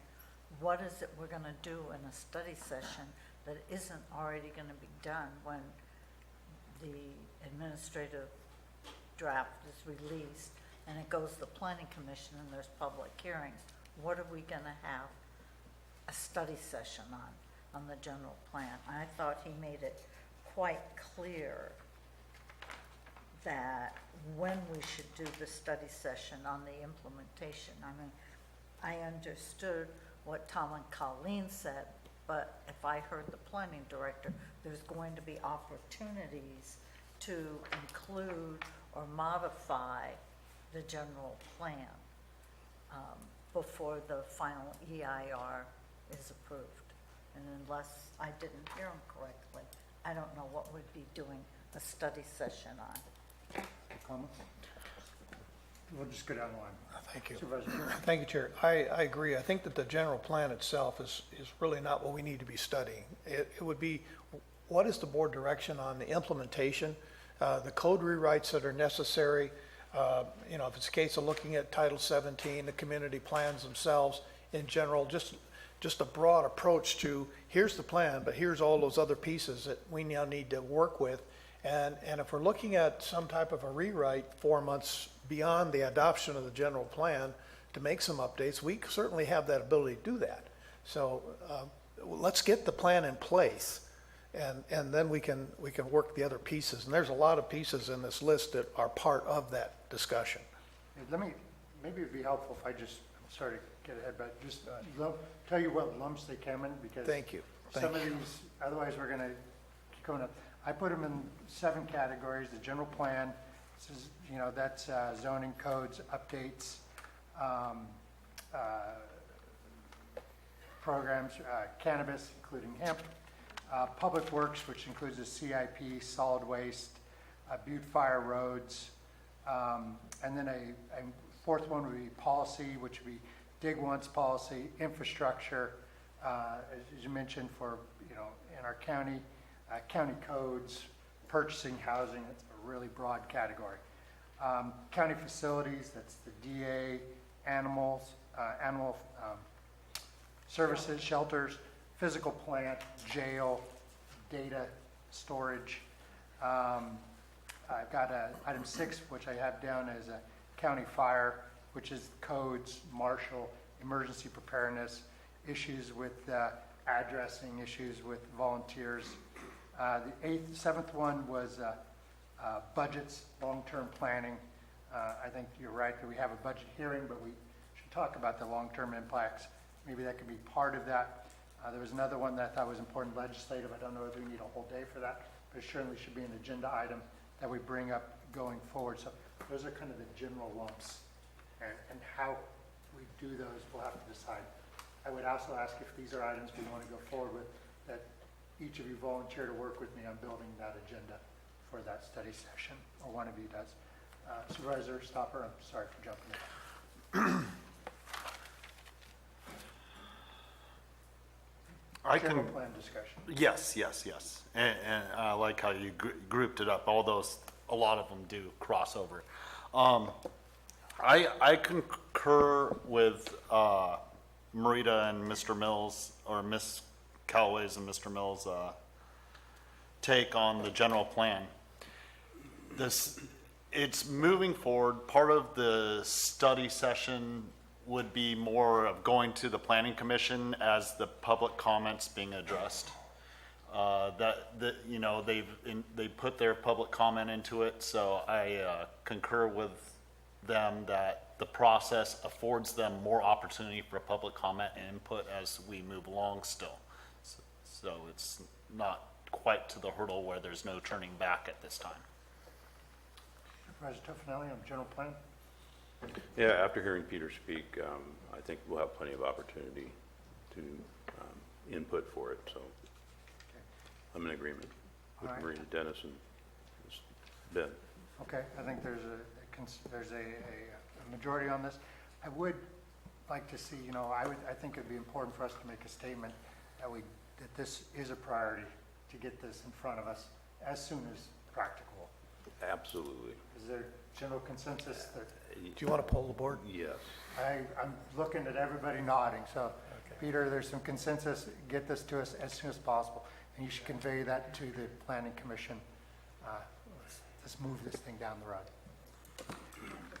Yes, ma'am. Peter, am I correct in that the things that the Planning Coalition brought up, there'd be opportunities because the Planning Commission can make change, and based on those comments that we could also maybe include if appropriate? That's absolutely correct, and that's the whole part of this process we're going through with the response to comments, the final EIR. It's a term that's used, that doesn't mean it's final. This is included in the final EIR are all the public comments, our responses to comments, suggested changes based on those comments, and a list of additional mitigation measures that were included in both the draft as well as the final EIR that then is up for consideration by the commission, recommending ultimately to you for a final decision. And once that's, once you've gone through and looked at each of those issues, and you say, this is feasible, this makes sense, let's add it. This is not, here are reasons why. Then we need to craft the findings, findings of fact, statements of overriding consideration if necessary.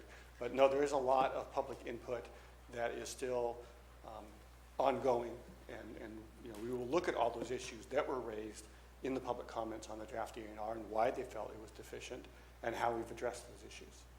Thank you. Okay. Next issue is cannabis. Is there, let me poll the board, any comments on this, and then we'll talk timeline, assuming we want to take this on. Yes. Supervisor Mills? Not at this time. I think that it needs to be something that is budgeted for, that there is some very clear, slow going. I think that the urgency ordinance was very reactive and very emotional for that result.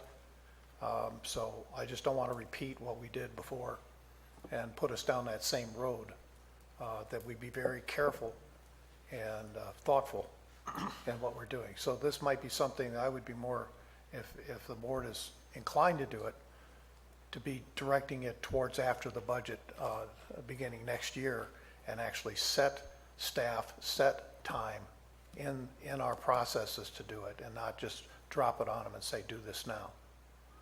So that's my Supervisor response. Stopper? I agree with Dennis that we were rushed when it came to the urgency ordinance, that we need to tread carefully with something like this, but yes, I am in favor of the discussion moving forward to a study session. Supervisor Toffenelli? Yeah, I'm not in agreement with that right now. I think later on during the year, possibly. I'm concerned about midterm budget, as I mentioned before, and where we are in that. And staff time, had some conversations with staff. This particular issue will not only affect planning, but county counsel's office tremendously, and building department, and going forward. Just going through a study session is going to take a tremendous amount of work, and I think Peter's department would be doing the presentation along with Megan's department. And the focus, I think, right now is to get the general plan complete first, and then go down that road. So your position is take Not- it up, let's talk about it after budget and general plan. We can bring it back up at that time. I didn't to address anything, but yes, we need to bring this issue back. If I understood Mr. Mauer, there'd be time in March to start it. We have an EIR that was done. I think there's work that's already been done on the issue. And from my position, I don't think it's something we need to drag out forever. It was very divisive in the county. It's a very emotional issue. I'm just saying, let's bring it back. Let's address what we can, not only for our sake, but for the sake of the people that were involved in the issue. If the board agrees to bring back regulation, then it lets the growing community know that they can start proceeding. And if we just sort of drag it on, then it's dragging them on, because I think what we did was very disingenuous, and I would like to see it rectified. And I understand what Supervisor Mills and Tuffanelli said, but, we're just sort of kicking the can down the road till after budget and moving into September, October. And if we're going to do it, let's do it. And if there isn't support to do it, then let's put a ribbon around the issue. And I think, based on what Mr. Mauer said, he could be involved in this in March. Another option would be that the county contract with someone to be the project manager of this topic, and take it out of, county council and the planning and the building and environmental health and the sheriff and the shopping list of departments. I'm very respectful of staff time, but that could be another option. So that's why I'd like to bring it back in March, because the kickoff of it would have to come from those that were involved with it over the last 2 or 3 years. So I'm pushing for March. Okay. So we got I'm in favor of bringing this back to the board. I agree with you. I think it'd be good to have somebody come in help coordinate. I think it would be a relief to staff to have additional help. And I think getting on with the question, asking a series of questions, getting on with this, that people can plan out their lives and make decisions accordingly. That doesn't mean we're going to get that wouldn't mean that we're not talking about an ordinance. We're talking about a series of questions on whether we want to move forward and see if we can educate ourselves a little bit more. So 3-2 on that one.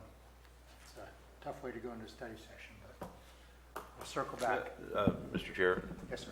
And what you're speaking of is bringing this back as a study session. It's a study session, Thank not an ordinance. Thank you. I want to ask the questions, what worked, what didn't work, and what suggestions do people have. Next one was Public Works, CIP Solid Waste, Butte Fire Roads, which, any thoughts? We had a conversation with the Public Works Director just earlier about making a presentation next week on CIP for Public Works. So I don't know if maybe we should look at what he's going to bring forward to us at that time and have that some discussion at that time to see whether we want to go forward with the study session after his presentation. He may fully cover all of our questions at the time. I think so too. I think let's see what they come up with, but certainly items that I'm lumped into Public Works, and I know you're not responsible for all these, Josh, but solid waste, Butte Fire, PG&E settlement, that's probably not in your presentation next week. So if it's all right, I'd like to broaden that out. That's fine. Solid waste, Supervisor Oliver and myself did go before the Water Board, Water Resources Board regarding our issues of notices of violations that stretch back for literally years. And we are now in compliance. And any supervisor would like to have the updates on the direction that Brian Moss has taken on it. It's spectacular what has been turned around. So I don't see a real issue with solid waste at this time. And I know that you're going to be on that board as well. So it's just a matter of dealing with Paul Wells, or Paul, I forget his last name, regarding the many pieces that are still there. We're on a Gantt chart, so we have timelines that we're expected to accomplish certain goals, and those are being met. That's one of the things we agreed to when we had that meeting. And so they're pleased with our performance at this point. I don't see that, other than, the board looking at the long-range shutdown of a cell and how do we maintain Red Hill and its closure points. Those are the kind of things that would be the only real issues that I think we could deal with as board level for solid waste. Supervisor Stopper, you brought this up. I concur with Dennis on much of it, although I think how we're going to proceed on the closures and where we're going with that should be set up for a study session, because that's a very broad subject, and that would be part of our, let's say, 4-year plan on what, or 5-year plan, so on and so forth. I mean, I'm just throwing an example out there. We need to start planning farther ahead. Okay.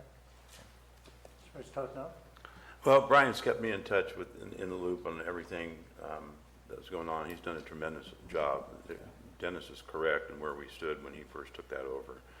As far as notice of violations, he's cleaned it up tremendously.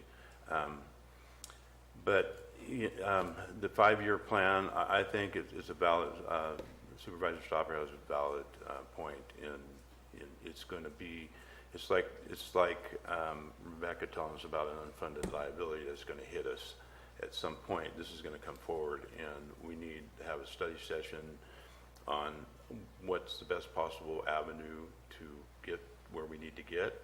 Is it a 4-year plan? Is it a 5-year plan? Is it a 6-year plan? Where we're going, because the contract with the current waste disposal company was to alleviate some of the amount going into that cell to expand the life on it. And I think during the study session, we need to look at that. It's been, 3 years now, 2 years now? How effective has that been for us in going forward? So I'm in agreement with. So we'll take out the CIP part of that. We'll have to merge these things all together into some plan.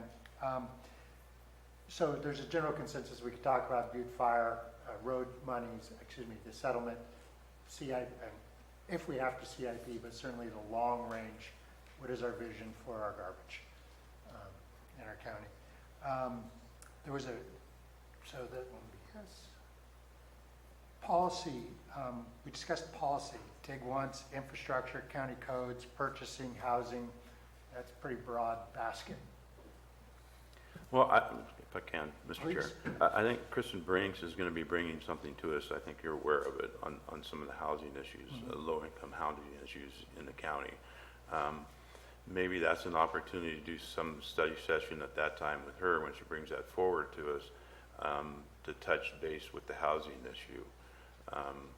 And then going forward with the policies and infrastructure portion of that, we could separate these out and maybe do that as a whole at a different time. But I know Kristen, relatively quickly here, is going to be bringing something to us. Yeah, I think policy is covering a very broad spectrum, but what this board should be focusing on is not processes, but policy issues. And when we see the breakdown of processes, we should be looking to why did those breakdowns occur and what policy adjustments need to be made to facilitate the end result that we're looking for. This is something ISO 9000 auditors do on a regular basis, is when a piece of equipment isn't manufactured right, how do I get it to be consistent every time, that it looks the same way and acts the same way? So I think that that's part of our role, is these policies. This needs to be an ongoing discussion. It isn't one and done. It should be a consistent, continual discussion. When we look at things, we should be looking at it from a policy perspective, and just the board agrees to do that as their primary goal. Yeah, I agree. I'm looking at some of these, and they could be shifted over to, Public Works when we're talking about infrastructure, dig once, and housing combination. So we're going to have to organize this. It's just really, how do we want to talk about these? Right. Next item was, so is there a consensus that we want to talk about things like dig once, which is the infrastructure question? I'm just using different terms.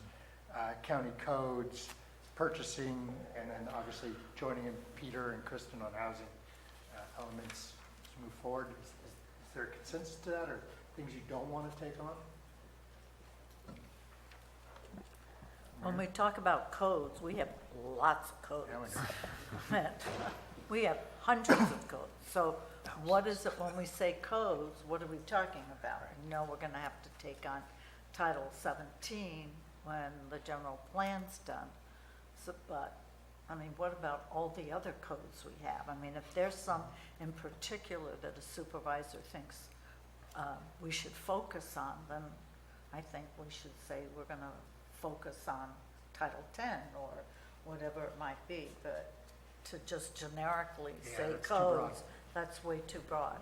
So if a department through the CAO thinks I'd like the board to tackle these because I work with them, public safety code, then let's bring it back and do that. But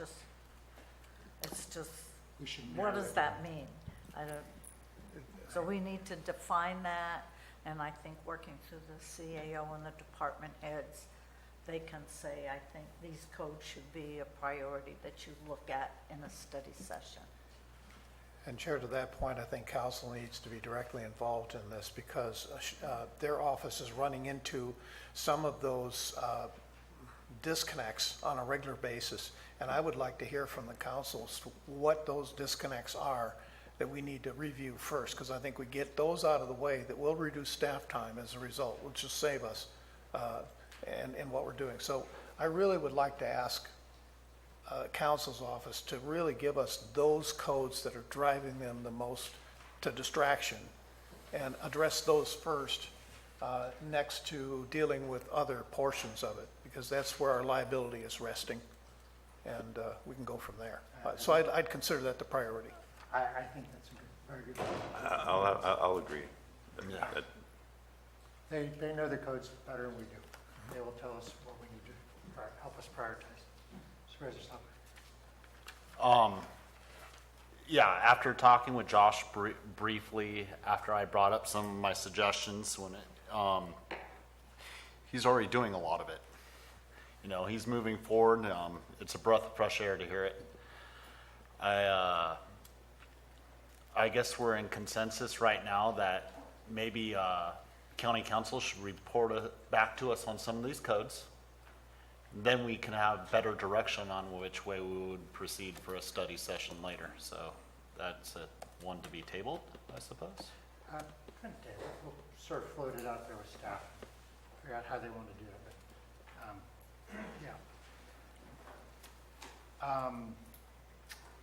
that is Broadway. Next one was county facilities. You know, we talked about lumping together the DA, animal services, our physical plant, jail, data center. That's a big bite too. Thoughts? And with some of it, we already have the funding. It's not a. Well, we have funding for some of it, not all that broad, but we do have in the budget right now for the jail, addressing the jail in the DA's office. It's in there. Not animal services. But not animal services. So we need to have the discussion about what is it going to take to make that happen? And remember that if we're going to tear animal services out of where they are and put them somewhere else, that's for 20 to 40 years. I mean, that's not, but we have to. 50 already. Okay, but we need to be talking about whatever decision we make on a location of a building is quite permanent in nature. So we need to be very careful about where we cite things and what we're going to use them for. Because other boards may look back and say, what were they thinking? I don't know, when we get the cannabis. Turn your mic on, please. It'll help us out. Mike? Supervisor Stefanelli? I was just asking Maria to turn her microphone on so people can hear her speak. Well, this will definitely be a big day. I think, in my research, I think there's at least 4 or 5 plans floating around here for space that have been developed over the last 20 years. Well, even Kristen, in the building she's in, is looking at plans to build a facility for her instead of leasing what we're doing now. I mean, we definitely have to take, this is important. Supervisor Stopper? I think this is all good discussion. I think it's more broad than the ones we brought up, because we're renting buildings out throughout San Andreas to house other departments, so on and so forth. So, and how can we get these possibly in a larger building so that some of them could offset the price for others? And how can we do that legitimately?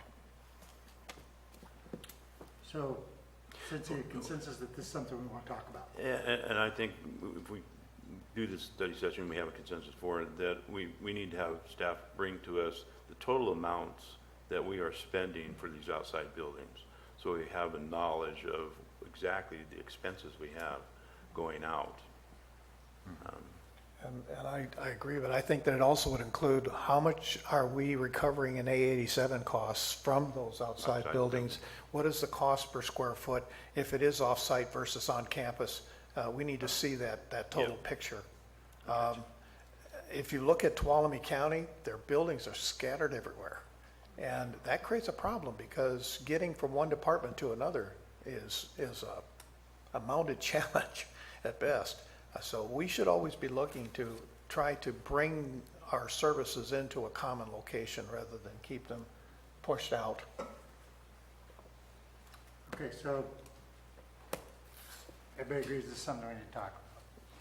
Next one was county fire issues, code, fire marshal, emergency preparedness. That includes things like addresses, volunteers.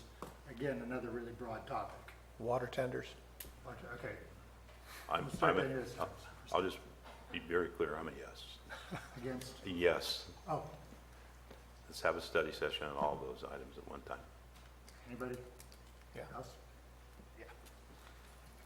That makes it easy. It's nice to have the easy ones. There was discussion about budget, long-term planning, retirement. Do we want to include that? Do we want a separate standalone study session, or do we want to include this part of our budget discussions? What's the thoughts of the board? Well, that was the question I asked the auditor. Didn't it seem like, and she felt it was separate from the budget process because it's a policy issue. It's not moving money, approving items. So I'd take her recommendation to have a study session on priority-based budgeting, and maybe we could also include, what was the second? The second item was on the unfunded liability. Yeah. So, and it could be just, that's an education for us to consider, and it might not be on this year's budget, but when we are looking at this year's budget, then, except for unfunded liabilities, we can move forward. And to that point is when we call it priority-based budgeting, it means we need to establish priorities. We need to establish priorities in policy so that the future budget years, we're looking out 4, 5 years, 4 and 5, et cetera, that these policies are driving our budgetary decisions. And I think that's really what has to be said. She's not in the room to agree with me, but I know that's the direction is we don't clearly establish the priorities. How can we drive a budget around them? So let's talk about those priorities when we talk about budgets. Stopper, do you have anything to add, or your lights? Okay, so. Yes. Yes? Yes. Yes. Okay, great. One other item I put on there is a retreat. Do we want to go off campus for a day? Good, legislative. Oh, excuse me, Retreat. Legislative. I was thinking that as part of a broader meeting, because I don't know how much time we'll need on that, but we may need a lot. What are the thoughts on legislative? I've been a big proponent of the county being more active, and at one time, I think we had a lobbyist. I don't know if we do now or not. We do now. But we have someone at RCRC, we have someone at CSAC. So I think part of our purview if issues come up there that are impacting Calaveras, it's our duty to maybe bring it back to the board and say, I think we should take a position, yes or no. The other is, and I did talk to Mr. Lopez about this, wanting departments, because they're in tune with the ABs and the SBs and how it might impact health and human services or roads or whatever the topic might be, much more so than we are. He understood what I said, but he said to me, Marita, the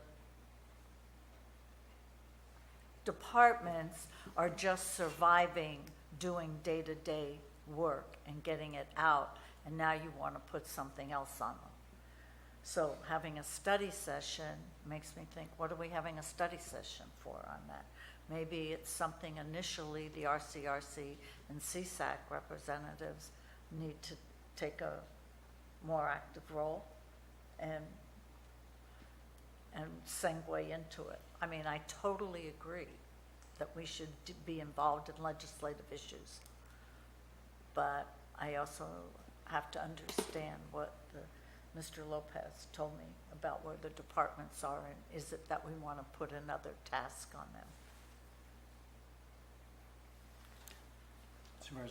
Yeah, we had a retreat 2 years ago, and I'm still don't know what came out of that. It was 2 days, and we spent a lot of time and had department heads up there for 2 days, and I'm not sure whatever happened or what we got out of it beneficial. So if we're going to talk about this type of thing, then we shouldn't do it hastily, say we're going on a retreat. I think Marita's right. If we're going to do this on legislative things, that we need to gather information from RCRC and CSAC on issues that are affecting our counties and do it in a way that we get production out of this retreat thing. So we're not wasting time of our department heads if we're going to involve them in it. So. And I think that our representative at CSAC and RCRC can definitely feed back to the rest of the board in their report out those issues that are in the pipeline. And if we feel we want to take that on, and a specific issue on, and make a policy statement or take a position, that we could then agendize it to have that discussion. That isn't going to take a whole lot of staff time to do it. It's just a matter of writing a letter of support or opposition to a specific legislative proposal. So that's the direction, is monitoring all of this legislation. And you're right, CSAC and RCRC are doing that. Let's get some type of a consistent report to the board on some of those issues so that we know what's there, what is the status. And you can go on the website and you can see, is this in committee? Has this passed out? What committee is it in? And if we need to send someone up to actually give testimony, then that would be the thing to do. But we have not done that. And I think that we're remiss in our responsibility to our constituents and not going up there and making our voice heard. Okay, I agree. I agree on the CSAC and RCRC. I think Supervisor Tovenelli has a good point. I too am confused with what we did a couple years ago. Might be something we want to revisit, and all these can be revisited. I mean, if there's things that come up that we need to deal with, we have a new CAO on board, and they want to get together and talk about this, we could take that up. Are there other thoughts about the retreat, or is that sort of where everybody's at?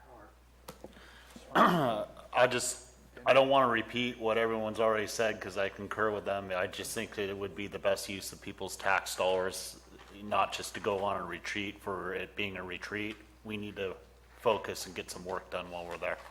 Okay. Mr. Chair? Yes, sir. I don't know where it would fit in the 7 things that you brought up and what of the 7 where we're going to go with them. But I think one issue that came up before this board or the previous board that's going to affect not only the 3 that are here from the previous board, but the 2 going forward.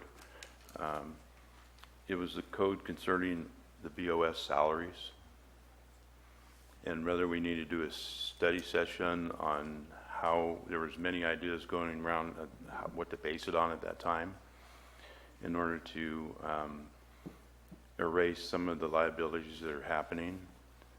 So I think it needs to be included somewhere in there or brought back sometime on its own as a study session so we can have those discussions on it, because it's going to affect everybody sitting up here right now and in the 2 that left from last year.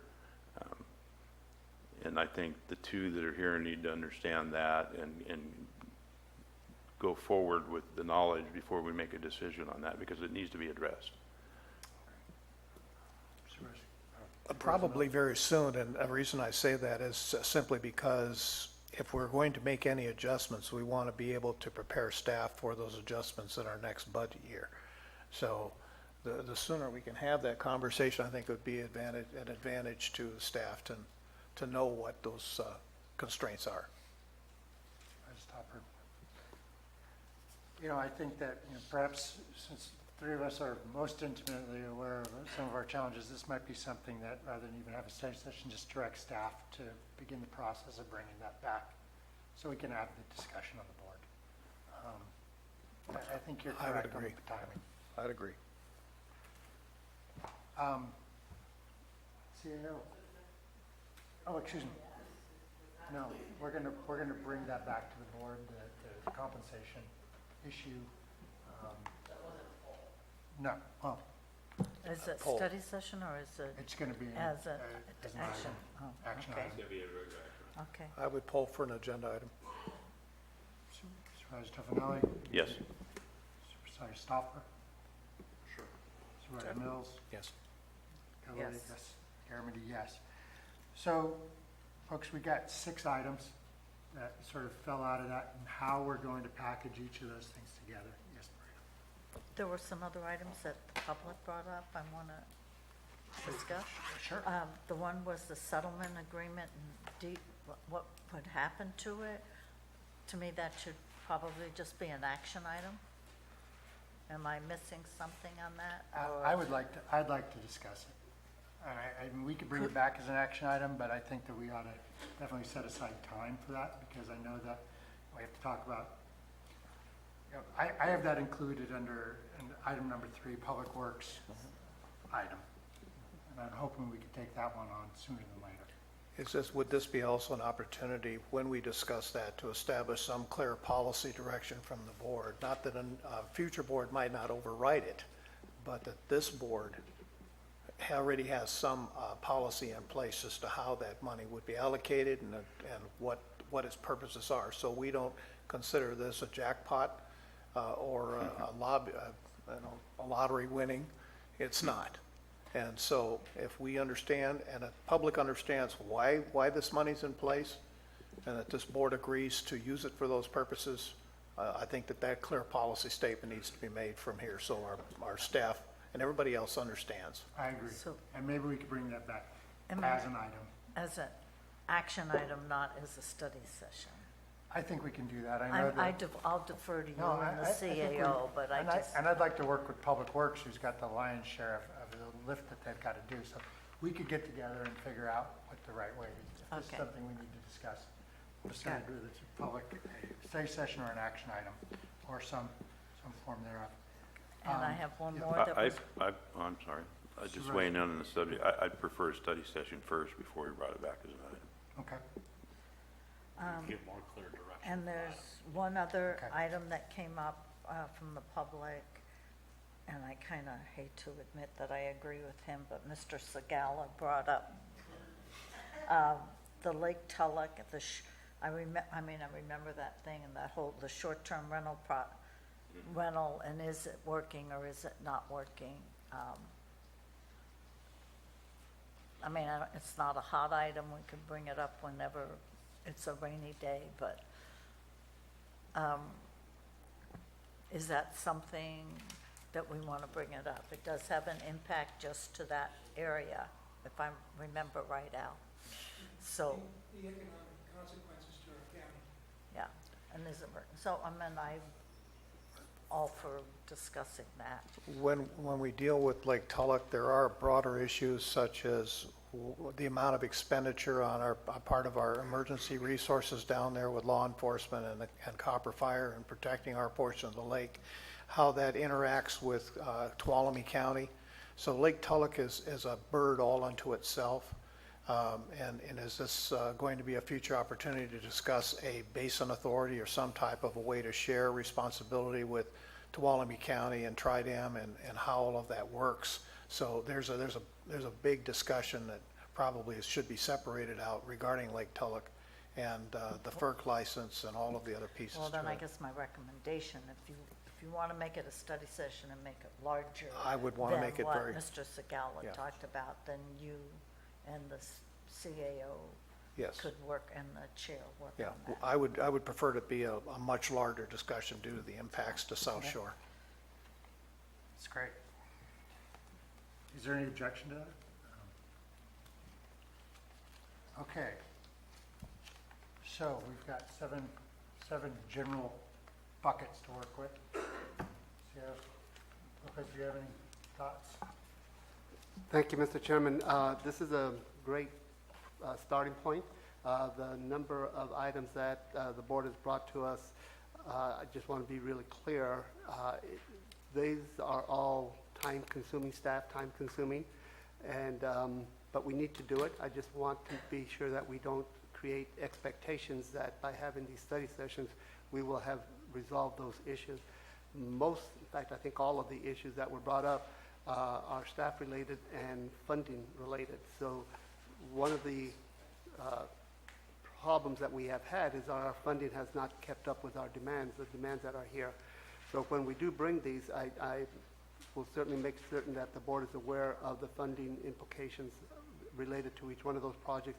At some point, the board will have to say, this item is higher priority than that item, so that we can bring those things to you. The study session will occur, but the actual implementation of items could be quite lengthy because it will depend to a large extent on what our expectations are for future funding. Just wanted to add a couple of things. I don't know if this was board direction, but when I talked with Mr. Lutz, his understanding was that we would have a presentation to your board regarding the settlement in the spring of this year. There was no timeline, but his understanding that sometime in the spring we were to bring that to you. So we will do that unless you have other directions, but we'll do that as a separate item sometime this spring. I would like to, I think, and there may be some some related issues related to these 6 or 7 study sessions that staff I know is already working on. We'll continue to bring those separately because it's being done, but it'll connect to the study items that you want to have brought to you over the next. Honestly, I don't know whether we're talking several months or possibly all the way through the year.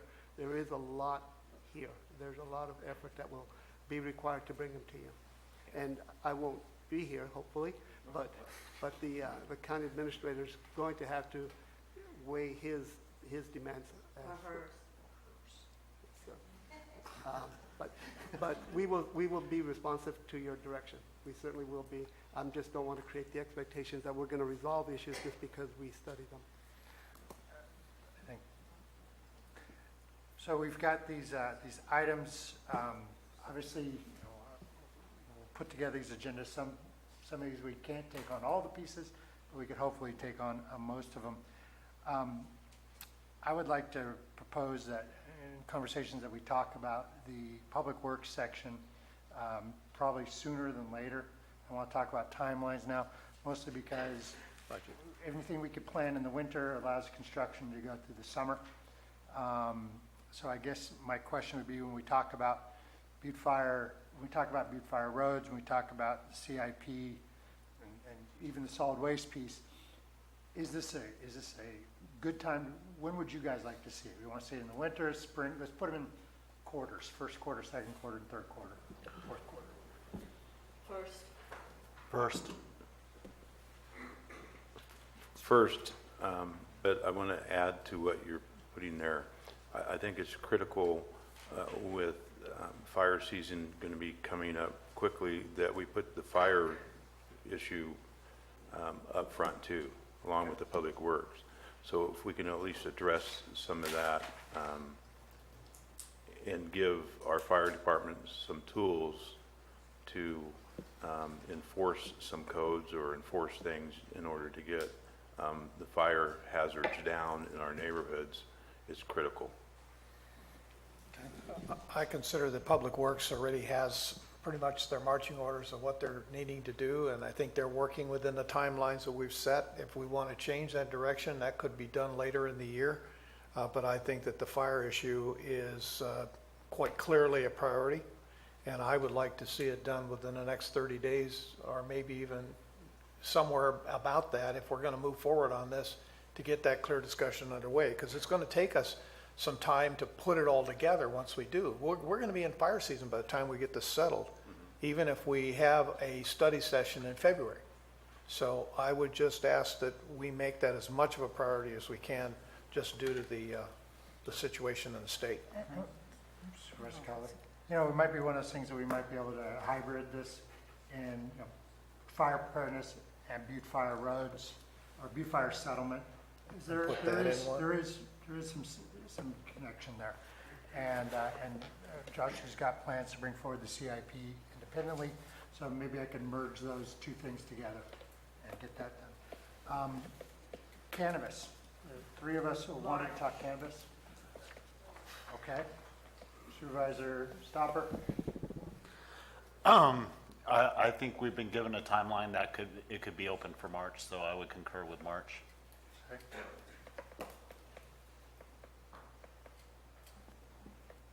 Counselor? Just a quick question. One of the problems that staff has faced as it relates to the cannabis issue is who is the point person and who is taking the lead in bringing the study session before the board. And so, certainly if the direction from the board is that you would like the study session in March, certainly staff would be willing to do that. The question that I would have is who And I know that there was some discussion about a consultant, a contractor to be the point person. But I know, just looking at my colleagues out in the audience, you know, everyone's saying, okay, you know, who's on first? Who's going to be taking the lead on this? And speaking for those that I've worked with over the last few years, I don't think anybody wants to be in that hot seat. So that would be my only request, is if March is the time frame that you would like this study session coming forward, that you also provide guidance as to what department you would like to be the point person organizing that study session, and or direction on reaching out and having a consultant to start being the middle person to coordinate with the various departments. Question is there any interest in hiring a consultant to be the point part of the spear? Yeah, I'm fine with that. And I know none of the departments, I understand, we don't. Yes, I support that we do that. Going back to Supervisor Mills, of course, we want to know, you know, what's that cost? There's going to be a cost to it. But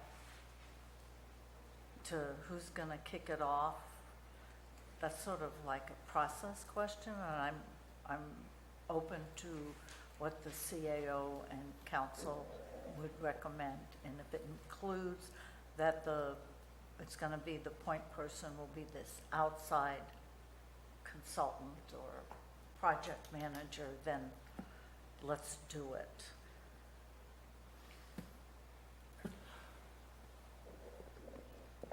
Supervisor Stopper?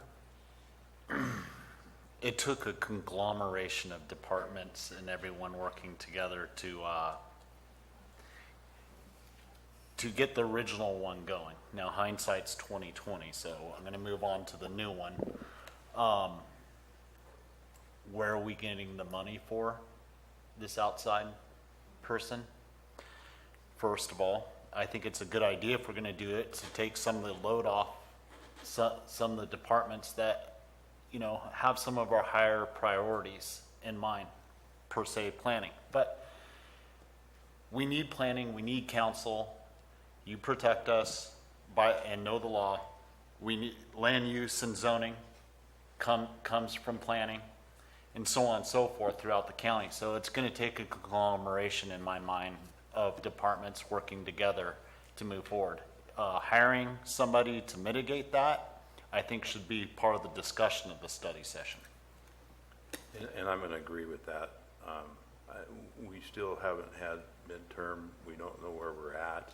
You're talking about spending money. You don't have any idea how much money you're going to spend. We're not talking about, you know, how much is it? What's it going to cost? Where's the money coming from? I think all of that, if we go forward with that, if this study session goes forward, is that we need to discuss that at that time. Yeah, it all comes down to budget.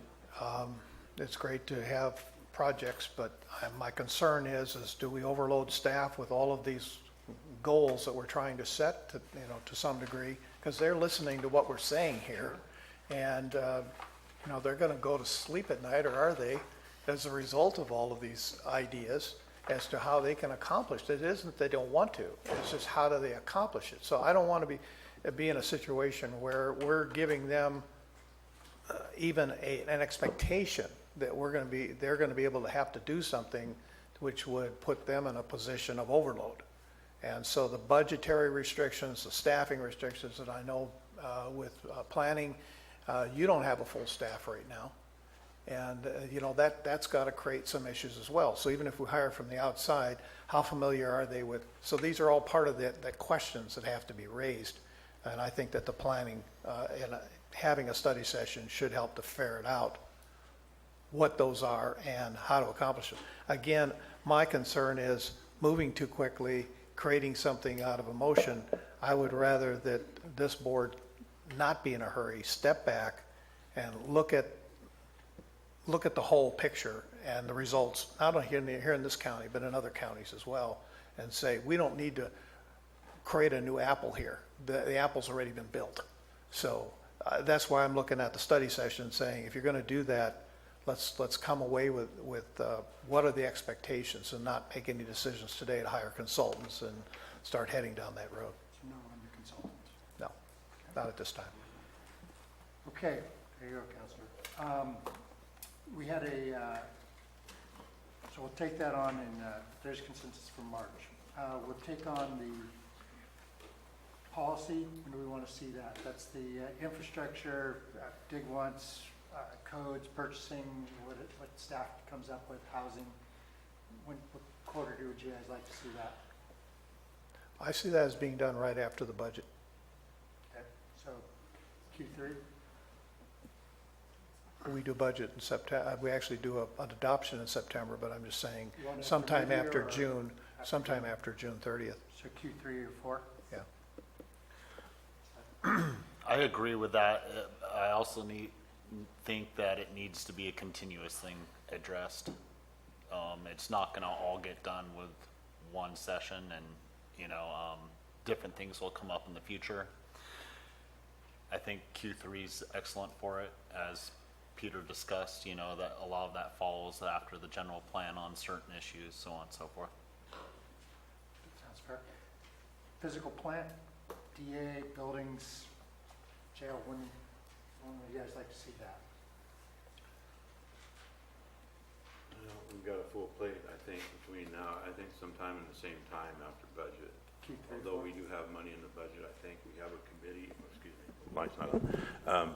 I think we have money in the current budget, and I think we have a committee working on it, so maybe we can at least have at some time on the regular agenda, be brought up to date on where we are currently. And then maybe do a study session, and that, I'm talking about the jail currently, the old jail. And then the study session sometime after budget sometime. I agree. I think that we need to hear, especially the new members, need to hear the space planning discussion that Mark and the rest of his team put together as to where are we at in those timelines as what the recommendations were made. And the new budget is going to help to drive how quickly we can move with those timelines. Okay. Does that work for everybody? All right.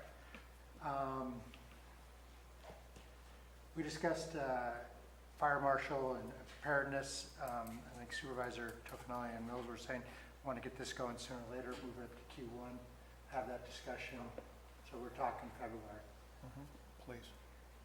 Okay.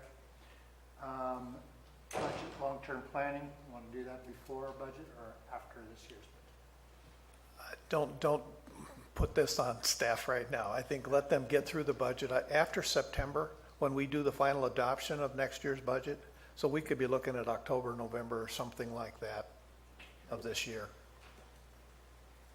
I'd like to see it sooner if we're going to change the way we do the budget. Can you turn your microphone on, please? Thank you, Mr. Tofanelli. I'll straighten you out, Marita. You come sit over here. I'll move. If I understand what Rebecca said, is that not something we would want to be attuned to as we go in the budget process, so we can at least be thinking that way when we set budget? That's all. CAO, would you like to weigh in on this?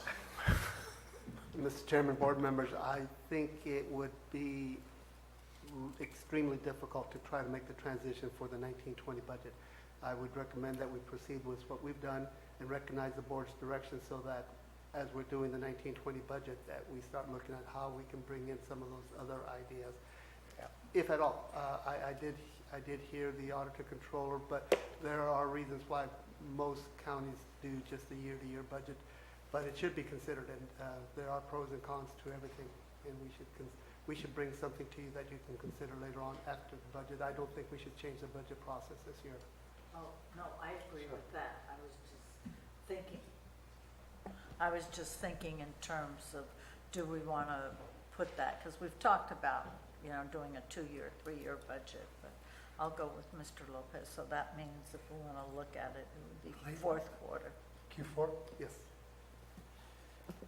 Okay, we also had the item of VRBOs, like Tulock that whole discussion, when would you guys like to, when would you guys like to talk about that? 2022?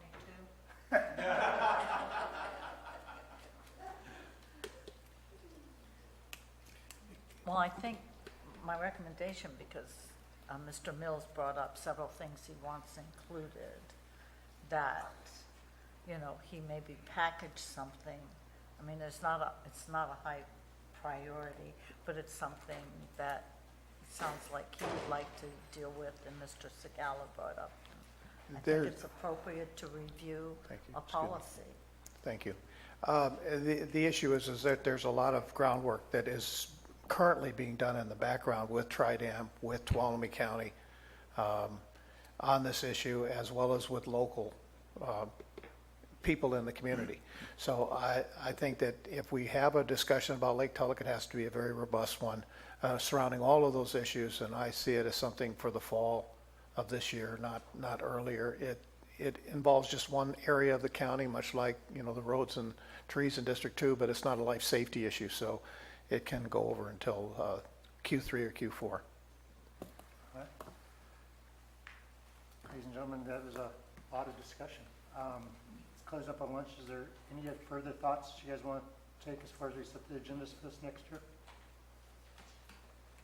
I would like to discuss the possibility of doing closed sessions after the board convenes in the morning to allow us to have a longer time frame and not be pushed into that 1 hour number. I've seen consistently where we're late coming out of a closed session simply because of discussion.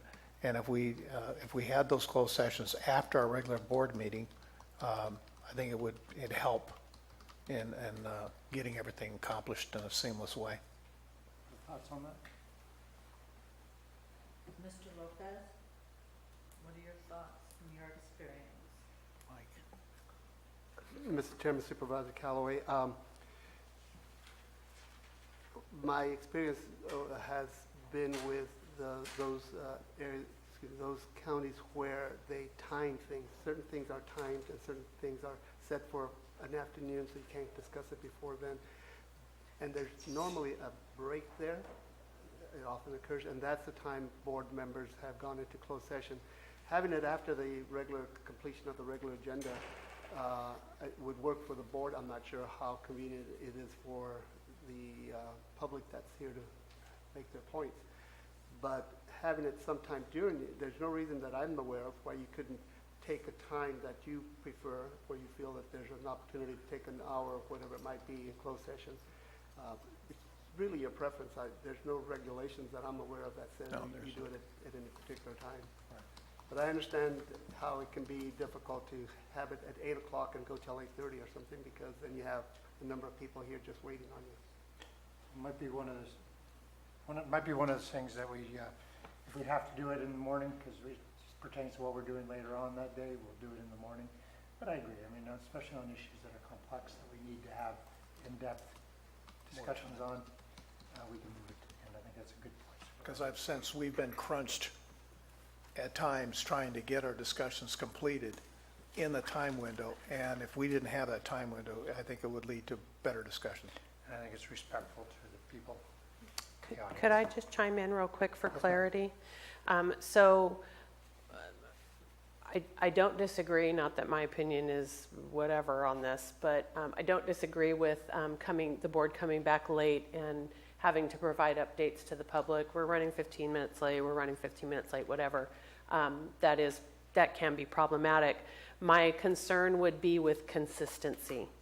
At this point, you know, whether we have closed sessions start at 8 or 8:30 is sometimes an issue. So I think it's important, and especially for the public, that we provide a consistent time that closed session is. And whether that's at the end of the meeting, whether that's at the middle of the day, before or after the lunch break, whatever that is. Excuse me, that Tom, there's we're not doing more public comment. It's a point of order. Public does not make point of order. that we just provide something that's consistent. We may be off topic, Okay. Yeah, We're setting that. We so- are, we're actually in an Yeah. agenda item here. Yeah. Yeah, we're moving on to another agenda. I just brought it up and it looked like it morphed into something. Exactly. And I apologize if I was abrupt, but the new rules are no longer points of order from the public. The rules that were passed back in September last year.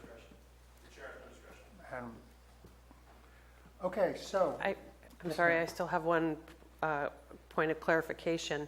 So if we are talking about study sessions on the third Tuesday, that those are the days, I am still unclear as to whether there will be regular business on those days or if they will be, if departments will not be allowed to put items of regular business on those days.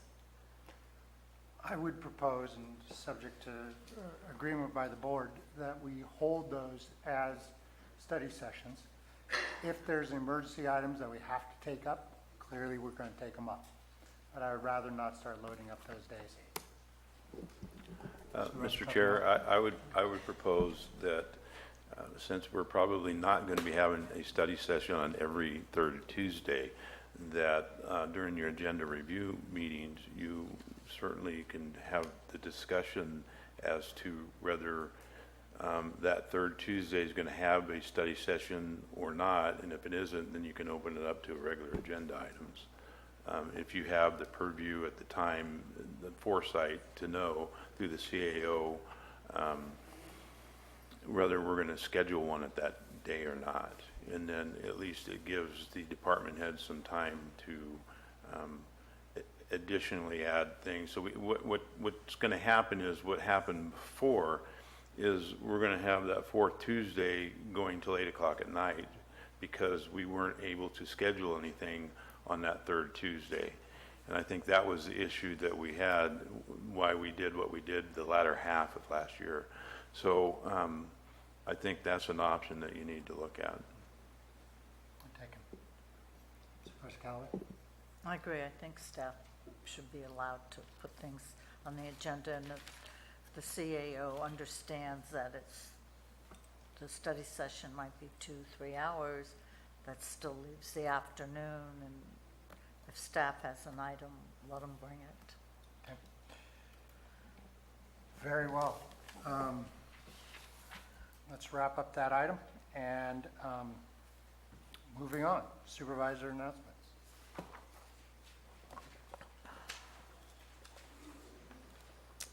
In compliance with AB 1234, Chapter does Government Code Section 53232.3D, board members shall provide brief reports on meetings they attended at the expense of the local agency at the next regular meeting of the legislative body. This report is required to include meals or meetings attended for which there has been expense reimbursement, such as mileage, meals, lodging, etc., but may also, at the board member's discretion, include any other meeting attended by the supervisor on behalf of the county. Supervisor Tokenella? I have nothing to report, Mr. Chair. Supervisor Stopper? I have nothing to report, Chair. Supervisor Mills? Last Wednesday, I attended the Groundwater Basin Authority meeting in Stockton. This is the one that I reported out that we're going to be holding that public comment period in Lockford tonight. So again, anyone who lives south of Highway 12 and west of Highway 26, please be aware you will be affected by that plan, and your input is critical to whether or not to the level at which Calaveras County is going to be participating. We are required to participate. It's not an option.